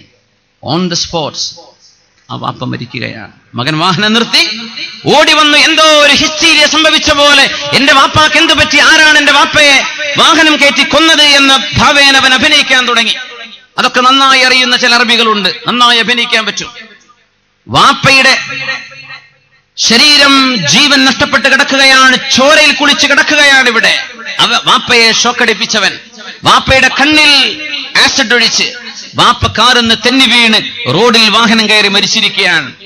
അവൻ അഭിനയിച്ചു. പോലീസുകാർ അവനെ ചോദ്യം ചെയ്തപ്പോഴാണ് ഈ കഥയുടെ ചുരുളഴിയുന്നത്. വാപ്പയെ കൊല്ലാൻ വേണ്ടി ഇവൻ ചെയ്ത ഫലങ്ങളായിരുന്നു, ശ്രമങ്ങളായിരുന്നു. എന്തിനാണ് ഇതൊക്കെ എന്നറിയോ? മയക്കുമരുന്നടിക്കാൻ കാശ് കിട്ടാത്തതിന്റെ പേരിൽ, തോന്നിവാസം ചെയ്ത് ജീവിക്കാൻ വാപ്പ കാശ് കൊടുക്കാത്തതിന്റെ പേരിൽ. സ്വന്തം വാപ്പയോട് ഇങ്ങനെ പെരുമാറുന്ന മക്കളെയാണോ സഹോദരി നമ്മൾ പ്രതീക്ഷിക്കുന്നത്? അതല്ല. إذا مات العبد انقطع عمله إلا من ثلاث ഒരു മനുഷ്യൻ മരിച്ചുപോയാൽ 3 വിഷയങ്ങളല്ലാതെ മറ്റെല്ലാം അവസാനിച്ചു. മനുഷ്യന് പിന്നെ എഴുന്നേറ്റ് നിസ്കരിക്കാൻ കഴിയില്ല, തസ്ബീഹ് ചൊല്ലാൻ കഴിയില്ല, സ്വലാത്ത് ചൊല്ലാൻ ചുണ്ടുകൾക്ക് അനക്കാൻ സാധ്യമല്ല. അങ്ങനെ കഷ്ടപ്പെടുന്നൊരു സമയത്ത് മരണമാസന്നമായി കഴിഞ്ഞാൽ കണ്ണുകൾ പോലും ഒന്ന് ചിമ്മാൻ കഴിയില്ലല്ലോ. അത് കൂടെ നിൽക്കുന്ന ആളുകൾ അടച്ചു കൊടുക്കണ്ടയോ? മയ്യത്തിനെ കുളിപ്പിക്കണമെങ്കിൽ മയ്യത്തിന് പറയാൻ കഴിയില്ല, നിങ്ങൾ ആരും എന്റെ ഔറത്ത് കാണണ്ട, ഞാൻ ഒറ്റയ്ക്ക് പോയി കുളിച്ചു വന്ന് കടന്നു തരാം. മയ്യത്തിന് പറയാൻ കഴിയില്ലല്ലോ. ഇദാ മാതൽ അബ്ദു ഇൻഖത അമലുഹു ഇല്ലാ മിൻ സലാസ്. 3 വഴിയിലൂടെയല്ലാതെ മനുഷ്യന് ഇനി കർമ്മങ്ങളില്ല. 3 വഴികൾ എപ്പോഴും ബാക്കിയുണ്ട്. നിങ്ങളായിട്ട് ചെയ്യാത്തത്, നിങ്ങൾ ചെയ്തുകൊണ്ടിരിക്കുന്നതല്ലാത്തത്, മരണശേഷവും നിങ്ങളുടെ ഖബറിലേക്ക് നിങ്ങൾക്ക് വരുന്ന അക്കൗണ്ടുകളാണ്, നിങ്ങൾക്ക് വരുന്ന വരുമാനങ്ങളാണ് എന്ന് മുത്തുനബി പറഞ്ഞത്. സ്വദഖത്തുൻ ജാരിയ, കാലങ്ങളോളം നിലനിൽക്കുന്ന സ്വദഖ, ഒരുപാട് കാലം ഭൂമിയിൽ ആളുകൾക്ക് ഉപകാരമെടുക്കാൻ കഴിയുന്ന സ്വദഖ. പിന്നെ പറഞ്ഞു ഔ ഇൽമുൻ യുൻതഫഉ ബിഹി, ആർക്കെങ്കിലും നല്ലത് പഠിപ്പിച്ചു കൊടുത്താൽ ആ നല്ലത് ലോകത്ത് ആരെല്ലാം ചെയ്തുകൊണ്ടിരിക്കുന്നുവോ അത്രയും കാലം ഖബറിലേക്ക്. 3-മത്തേത് പറഞ്ഞു ഔ വലദിൻ സ്വാലിഹിൻ യദ്ഉ ലഹു, മക്കൾ എന്നല്ല പറഞ്ഞത്, സ്വാലിഹിൻ സ്വാലിഹായ മക്കൾ. യദ്ഉ ലഹു, ബാപ്പാക്ക് വേണ്ടി ദുആ ചെയ്യുന്ന മക്കൾ മരണശേഷവും കിട്ടുന്ന പ്രതിഫലമാണ്. മുത്തുനബി പറഞ്ഞുവല്ലോ സ്വല്ലല്ലാഹു അലൈഹി വസല്ലം, അന്ന അബ്ദൻ യുർഫഉ ഫിൽ ജന്നതി ദറജാത്, സ്വർഗ്ഗത്തിൽ ഒരുപാട് സ്ഥാനമാനങ്ങൾ അല്ലാഹു ഒരാൾക്ക് ഉയർത്തിക്കൊണ്ടേയിരിക്കുന്നു. പെട്ടെന്ന് അപ്ഗ്രേഡ്, പെട്ടെന്ന് പ്രൊമോഷൻ എന്ന് പറയുന്ന പോലെ വളരെ പെട്ടെന്ന് സ്വർഗ്ഗത്തിന്റെ ലെവലുകളിൽ നിന്ന് ഉയർന്ന ലെവലുകളിലേക്ക് അല്ലാഹു ഉയർച്ച കൊടുക്കുമ്പോൾ ആ അടിമ ചോദിക്കുന്നു, യാ റബ്ബി, എന്റെ റബ്ബേ, ബിമ റഫഅതനി ഹാദിഹി ദറജത റഫീഅ, ആരാണ് അല്ലാഹുവേ, എന്താണ് നീ എന്നെ ഇങ്ങനെ ഉയർത്താൻ കാരണം? ഞാനൊന്നും ചെയ്തിട്ടില്ലല്ലോ. ഞാൻ മരിച്ചു വന്ന് നീ എന്നെ സ്വർഗത്തിലേക്ക് കടത്തി തന്നു. ആ സ്ഥാനത്ത് നിന്ന് പിന്നെയും നീ എനിക്ക് ഗ്രേഡുകൾ തരുന്നുവല്ലോ. നബി തങ്ങൾ പറയാറുണ്ട്, ഇന്നൽ ജന്നത മിഅതു ദറജ, സ്വർഗം 100 ലെവലുകളാണ്. 100 തട്ടുള്ള ഒരു മൾട്ടി സ്റ്റോറി ബിൽഡിംഗ് ആണെന്ന് വിചാരിക്കരുത്. മാ ബൈന കുല്ലി ദറജതൈനി മാ ബൈന അസ്സമാഇ വൽ അർള്, ഓരോ ലെവലിന്റെയും ഇടയിലുള്ള വ്യത്യാസം ആകാശഭൂമികൾക്കിടയിലുള്ള വ്യത്യാസമാണ്. 200 കോടി പ്രകാശവർഷം എന്നൊക്കെ സയന്റിസ്റ്റുകൾ പറയുന്ന കണക്ക് നമുക്കൊന്ന് അനുമാനിക്കാൻ കഴിയും. എന്തായിരിക്കും സ്വർഗത്തിന്റെ വ്യത്യാസം? ഓരോ ലെവലും ഭൂമിയിൽ നിന്ന് 1-ാം ആകാശത്തേക്കുള്ള ലെവലിന്റെ വ്യത്യാസമുണ്ട്. അങ്ങനെ 100 തട്ടുകളാണ് സ്വർഗമെന്ന് മുത്തുനബി സ്വല്ലല്ലാഹു അലൈഹി വസല്ലം. അയാൾ ചോദിക്കുന്നു, ബിമ റഫഅതനി ഹാദിഹി ദറജ, എന്തുകൊണ്ടാണ് അല്ലാഹുവേ നീ എന്നെ ഉയർത്തി തന്നത്? ഫയഖൂലുല്ലാഹ്, അല്ലാഹുവിന്റെ മറുപടി വരുന്നു, ഹാദാ ബിദുആഇ വലദിക സ്വാലിഹി ലക മിൻ ബഅദിക, നിന്റെ മരണശേഷം നിന്റെ മകൻ നിനക്ക് വേണ്ടി ദുആ ചെയ്തിട്ടുണ്ട്. അത് കാരണമാണ്. വാപ്പ മരിച്ചു കഴിഞ്ഞാൽ വാപ്പാക്ക് പിന്നെ ദുആയില്ല, അത് ശിർക്ക്, കുഫർ. വാപ്പ മരിച്ചു കഴിഞ്ഞാൽ പിന്നെ ആ വീട്ടിൽ പിന്നെ ഖുർആൻ ഓതണ്ട. വാപ്പയുടെ മയ്യിത്ത് എടുക്കുമ്പോൾ അവിടെ തഹ്ലീൽ വേണ്ട. വാപ്പയുടെ മരണശേഷം ഒരു നന്മയും വാപ്പാക്ക് വേണ്ടി ചെയ്യേണ്ട കഴിഞ്ഞുവല്ലോ എന്ന് പറഞ്ഞ് നമ്മുടെ മക്കൾ വഴിതെറ്റിപ്പോവാതെ അല്ലാഹു കാത്തുരക്ഷിക്കട്ടെ. വാപ്പയുടെ മരണശേഷം സ്വന്തമായി ദുആ ചെയ്യാൻ സാധിക്കാത്തവരെ, അതിനെ സൗകര്യപ്പെടാത്തവർ, അല്ലെങ്കിൽ എന്നെക്കാളും ജീവിത വിശുദ്ധിയുള്ള ആളുകൾ എന്റെ വാപ്പാക്ക് വേണ്ടി ദുആയിരക്കട്ടെ എന്ന് പറഞ്ഞ് വാപ്പ മരിച്ച ആ ദിവസമാകുമ്പോ, വാപ്പയുടെ അനുസ്മരണം വരുമ്പോ, വാപ്പയെ ഓർക്കുമ്പോഴൊക്കെ ആരെങ്കിലും വിളിച്ചുകൊണ്ടുവന്ന് ദുആ ചെയ്യിപ്പിക്കുന്നത്, ഒറ്റക്ക് ദുആ ചെയ്യുന്നത്, താനും ഭാര്യയും മക്കളും ഇരുന്ന് ആമീൻ പറയുന്നത്, എങ്ങനെയെങ്കിലും മരിച്ചുപോയ മാതാപിതാക്കൾക്ക് വേണ്ടി ദുആ ചെയ്താൽ, ദുആ ചെയ്യിപ്പിച്ചാൽ, മാതാപിതാക്കളുടെ പേരിൽ നന്മ ചെയ്താൽ, അത് കാരണം സ്വർഗത്തിൽ അവരുടെ സ്ഥാനങ്ങൾ അല്ലാഹു ഉയർത്തുകയാണ്. നിങ്ങൾ ചെയ്ത കർമ്മം കൊണ്ടല്ല ഞാനിത് തരുന്നത്. നിങ്ങളുടെ മക്കൾ, നല്ല മക്കൾ നിങ്ങളുടെ മരണശേഷം നിങ്ങൾക്ക് വേണ്ടി ദുആ ചെയ്തുകൊണ്ടിരിക്കുന്നുണ്ട്. ആ ദുആഇന്റെ ഫലമാണ് നിങ്ങൾക്ക് ഈ ഉയർച്ചയെന്ന് അല്ലാഹു മറുപടി പറയുമെന്ന് പരിശുദ്ധ റസൂലുള്ളാഹി സ്വല്ലല്ലാഹു അലൈഹി വസല്ലം. അങ്ങനത്തെ മക്കളാണോ വേണ്ടത്? ഏത് തരത്തിലുള്ള മക്കളാണ്? അല്ലാഹു നമുക്ക് നമ്മുടെ മക്കളെ സ്വാലിഹീങ്ങളാക്കി തരട്ടെ. അവരല്ലാഹു ഖൈർ തരട്ടെ. സല്ലു അലൻ നബി മുഹമ്മദിൻ വആലിഹി. അല്ലാഹുമ്മ സല്ലി അലാ സയ്യിദിനാ മുഹമ്മദിൻ وعلى آل سيدنا محمد وبارك وسلم عليه. ആ സ്വലാത്ത് നിങ്ങൾ ഉറക്കെ പഠിച്ചില്ലേ? ഒന്ന് ഉറക്കെ ചെയ്യാം. ഒരു ഗ്ലാസ് വെള്ളം കുടിച്ചോട്ടെ. നിങ്ങളൊന്ന് ഉറക്കെ 2 സ്വലാത്തും കൂടെ ചൊല്ലി. അല്ലാഹുമ്മ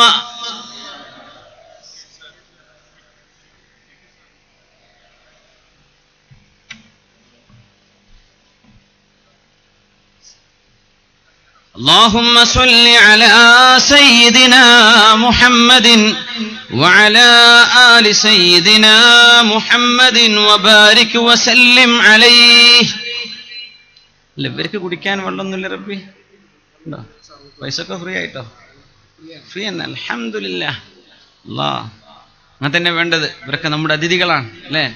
പക്ഷെ ഇവരൊക്കെ നമ്മൾ വിളിച്ചെത്തിയല്ലോ, നമ്മൾ അറിയിപ്പ് കൊടുത്ത് ഓല് എത്തിയതാണ്. അൽഹംദുലില്ലാഹ്. ഇനി നാളെ ആർക്കെങ്കിലും വെള്ളം കൊടുക്കാൻ ആഗ്രഹം ഉണ്ടെങ്കിൽ ഇപ്പൊ സ്പോൺസർ ചെയ്യല്ലേ? അൽഹംദുലില്ലാഹ്, അൽഹംദുലില്ലാഹ്. നാളെ സർവത്തൊക്കെ ഉണ്ട്. റബ്ബേ എന്നാ നാളെ കുറച്ച് ഗ്ലാസ് ഏറെ വെച്ചോളി. ഇൻഷാ അല്ലാഹ്. അല്ലാഹു ഖൈറിലാക്കട്ടെ. ജസാക്കുമുല്ലാഹ് ഖൈർ. ഇരിക്കി.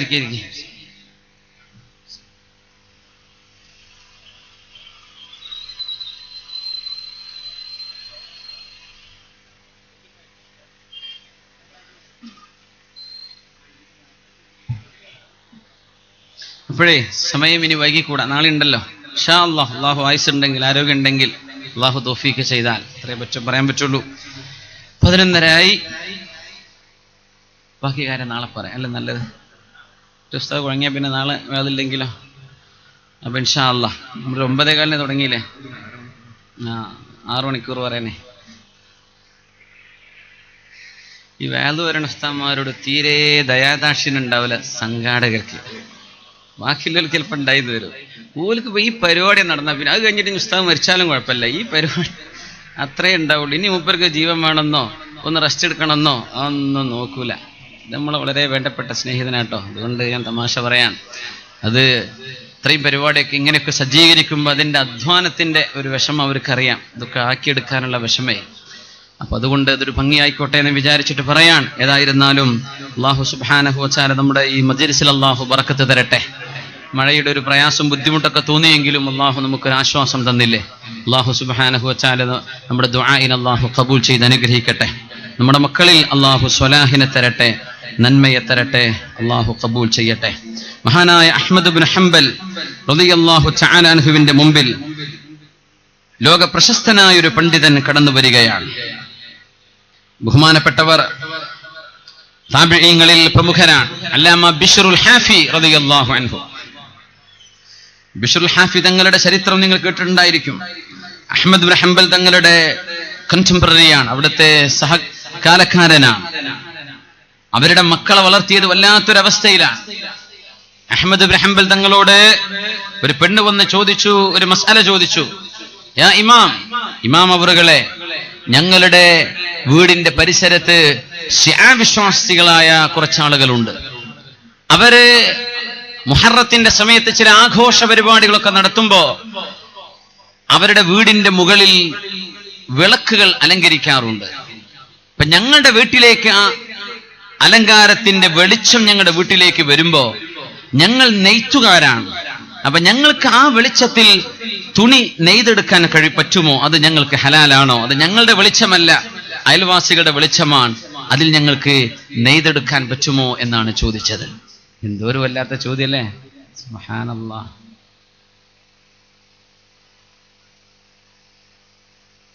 അതുകൊണ്ട് സന്ദർഭങ്ങൾക്കനുസരിച്ച് ആലിമീങ്ങൾ മറുപടി പറയും.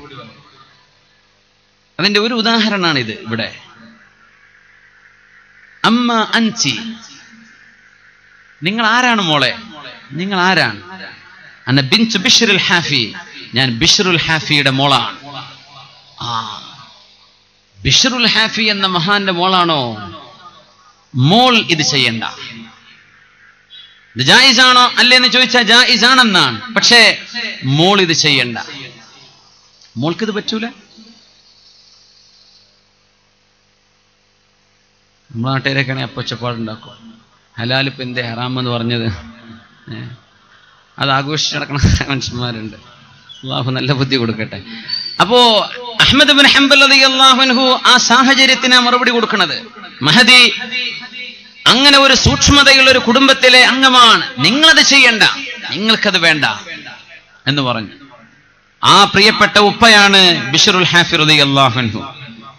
ബഹുമാനപ്പെട്ടവർ അഹ്മദ് ഇബ്നു ഹംബൽ തങ്ങളെ സംബന്ധിച്ച് വലിയ മതിപ്പാണ്.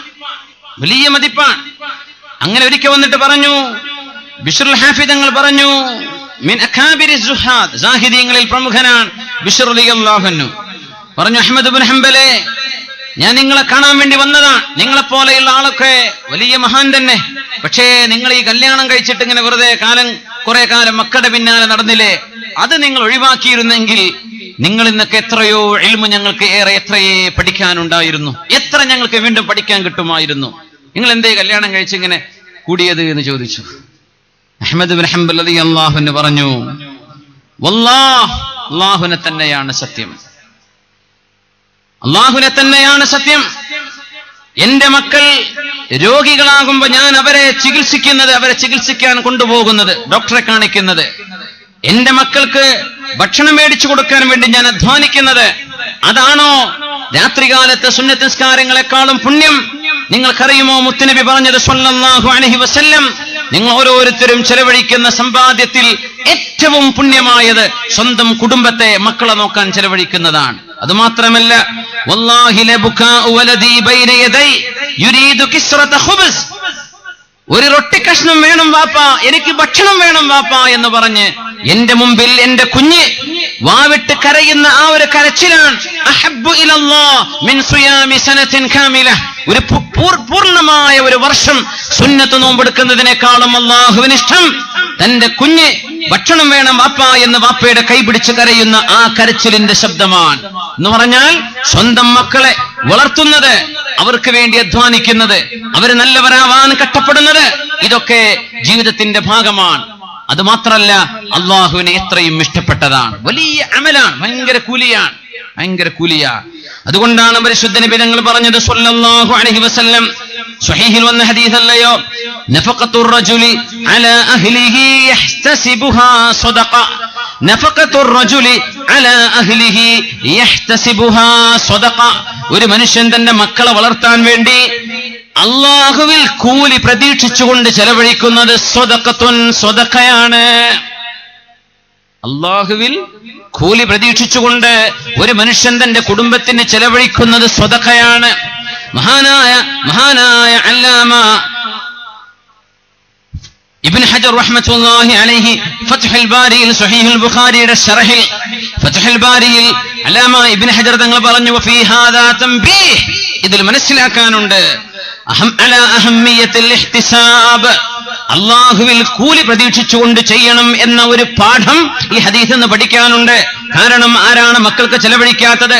ഫഇന്ന ബഅദന്നാസി യഫ്അലു ദാലിക വയൻസാ, എത്രയോ ആളുകൾ മക്കൾക്ക് വേണ്ടി പൈസ ചെലവാക്കുന്നവരാ, അവർക്ക് വിസ എടുത്ത് കൊണ്ടുപോകുന്നവരാണ് ചിലരൊക്കെ. അവർക്ക് നാട്ടിൽ ഏറ്റവും നല്ല സ്കൂളിംഗ്, ഏറ്റവും നല്ല വിദ്യാഭ്യാസം, ഏറ്റവും നല്ല അക്കോമഡേഷൻ, ഏറ്റവും നല്ല ഫുഡ്, ഇതെല്ലാം വേണമെന്ന് ആഗ്രഹിക്കുന്നവരാ. പക്ഷേ അള്ളാഹു കൂലി തരും എന്ന് മറന്നുപോകും. അങ്ങനെ മറന്നാൽ ഈ കൊടുത്ത കാശൊക്കെ വേസ്റ്റാണ്, കൂലി കിട്ടൂല. യഹ്തസിബുഹാ, ഇബ്നു ഹജർ തങ്ങൾ പറയാൻ, നബി തങ്ങൾ പറഞ്ഞ ആ വാക്ക് ശ്രദ്ധിക്കണേ, അള്ളാഹു കൂലി തരുമെന്ന് പ്രതീക്ഷിച്ചു കൊടുത്താൽ ഇതൊക്കെ ഭയങ്കര കൂലിയാണ്. ഒരു കല്യാണത്തിന് എത്രയാ മനുഷ്യന്മാര് പൊടിപൊടുക്കുന്നത്? ഒരു കുട്ടിയുടെ അഖീഖത്ത് ഇറക്കാൻ അതൊക്കെ ഒന്ന് ഭയങ്കര മത്സരമാണല്ലോ. അവിടെ 1 കിൻഡൽ, എന്നാ പിന്നെ എന്റെ കുട്ടിക്ക് 2 കിൻഡൽ. അള്ളാഹിന്റെ കൂലി കിട്ടാനല്ല ഇപ്പൊ ചെയ്ത്, നാട്ടുകാരെ ഞെട്ടിക്കാൻ വേണ്ടി. നാട്ടുകാരിപ്പോ ഞെട്ടണില്ല എന്നുള്ള കാര്യം ഇനിയെങ്കിലും നിങ്ങൾ മനസ്സിലാക്കണം. ദയവ് ചെയ്ത് നിങ്ങൾ കാട്ടിക്കൂട്ടാന്നൊക്കെ ആൾക്കാർക്ക് അറിയാം.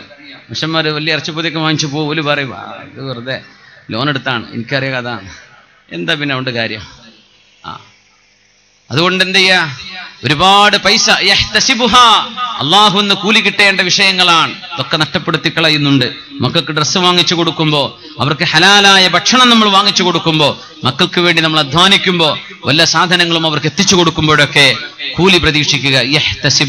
അങ്ങനെ വന്നാൽ നമ്മുടെ മക്കളെ നമ്മൾ പോറ്റി വളർത്താൻ എന്തെല്ലാം ചെലവഴിക്കുന്നുണ്ടോ, മദ്രസയ്ക്ക് ഫീസ് അടക്കുന്നത്, ബസ്സിന് അടക്കുന്നത്, സ്കൂൾ ഫീസ് അടക്കുന്നത്, വലിയ വലിയ എഡ്യൂക്കേഷൻ നമ്മുടെ മക്കളെ ഇരുത്തുന്നത്, വലിയ വലിയ എക്സാം നമ്മുടെ മക്കൾ എഴുതുന്നത്, ഇതിൻ്റെയൊക്കെ ചെലവുകൾ നാളെ നമ്മുടെ മീസാനിലേക്ക് വരുന്ന സ്വതക്കകളാണ്. അങ്ങനെ നമ്മുടെ മക്കളുടെ തർബീയത്തിന് ചെലവഴിക്കുന്ന സംഖ്യ നമുക്ക് നമ്മുടെ അക്കൗണ്ടിലേക്ക് വരുന്ന സ്വതക്കയാക്കി മാറ്റിയെടുക്കണമെങ്കിൽ ഒരൊറ്റ നിയ്യത്ത് മതി. എന്റെ കുട്ടി ഡോക്ടറെ കാണിക്കാൻ വേണ്ടി പോവാണ്, എന്റെ കുഞ്ഞിന് ഞാൻ ഡോക്ടറെ കാണിച്ച് മരുന്ന് വാങ്ങിച്ചു കൊടുത്താൽ ഡോക്ടർക്ക് കൊടുക്കുന്ന ഫീസും മരുന്നിന് കൊടുക്കുന്ന ഫീയും ഒക്കെ എനിക്ക് സ്വതക്കയാണ്, അതുകൊണ്ട് ഞാൻ കൊടുക്കുകയാണ്. ഇത് നിയ്യത്തോടുകൂടെ കൊടുത്താൽ അതൊക്കെ സ്വതക്കയാണ്. നമ്മുടെ കുട്ടി 20 വയസ്സാകുമ്പോഴേക്കും 22, 23, 24, 25 വയസ്സാകുമ്പോഴേക്കും എത്ര സംഖ്യ നമ്മൾ ചെലവാക്കിയിട്ടുണ്ടാവും അവരുടെ വിദ്യാഭ്യാസത്തിനും ആരോഗ്യത്തിനുമൊക്കെയായി. ഇതൊക്കെ നമുക്ക് സ്വതക്കയായി കിട്ടും നല്ലൊരു നിയ്യത്തുണ്ടെങ്കിൽ. ഇൻഷാ അല്ലാഹ് മക്കളുടെ ഈ വിഷയവും നാളെ നമുക്ക് സഹോദരന്മാരും മനസ്സിലാക്കേണ്ട ഈ ചർച്ചയുടെ ബാക്കി ഭാഗങ്ങളാണ് ഇൻഷാ അല്ലാഹ് നാളെ നമ്മുടെ ചർച്ചയിലേക്ക് വരുന്നത്. അള്ളാഹു തൗഫീഖ് ചെയ്യട്ടെ. അള്ളാഹു അനുഗ്രഹിക്കുകയാണെങ്കിൽ നമുക്ക് 8:30 മണി എന്ന് ഞാൻ സമയം പറയുന്നത് അത് 8:31 ആവാൻ പാടില്ല എന്ന നിർബന്ധത്തോടെയാണ്. അത് 8:29 ആയാലും കുഴപ്പമില്ല. മൈക്ക് റെഡിയാണെങ്കിൽ നിങ്ങൾ ആരും ഇവിടെ വന്നിരുന്നിട്ടില്ലെങ്കിലും ഉസ്താദ് വേദ പറഞ്ഞു പോകും. ഉസ്താദിനെ പിറ്റേന്ന് രാവിലെ പോകാനുള്ളതാണ്. 8:29 എന്ന് നമ്മൾ പറയാം. 8:30 നമ്മൾ ആരംഭിക്കും ഇൻഷാ അല്ലാഹ്. അള്ളാഹു തൗഫീഖ് ചെയ്യുകയാണെങ്കിൽ അതുകൊണ്ട് നിങ്ങളൊക്കെ ഇൻഷാ അല്ലാഹ് ആ സമയത്തേക്ക് കണക്കാക്കിയിട്ട് എത്തുക. ബാക്കി വിഷയങ്ങളൊക്കെ നമുക്ക് നാളെ സംസാരിക്കാം. അള്ളാഹു തൗഫീഖ് ചെയ്യട്ടെ. അൽഹംദുലില്ലാഹി റബ്ബിൽ ആലമീൻ ഹംദൻ യുവാഫി നിഅമഹു യുകാഫിഉ മസീദ. اللهم صل على سيدنا محمد وعلى آله وأصحابه سيدنا ومولانا محمد. റഹ്മാനായ റബ്ബേ, ഞങ്ങൾ പറഞ്ഞതും കേട്ടതും നീ സ്വീകരിക്കണേ തമ്പുരാനെ. അള്ളാഹു ഞങ്ങളുടെ ദുആഇനെ നീ ഖബൂലാക്കണേ റബ്ബേ.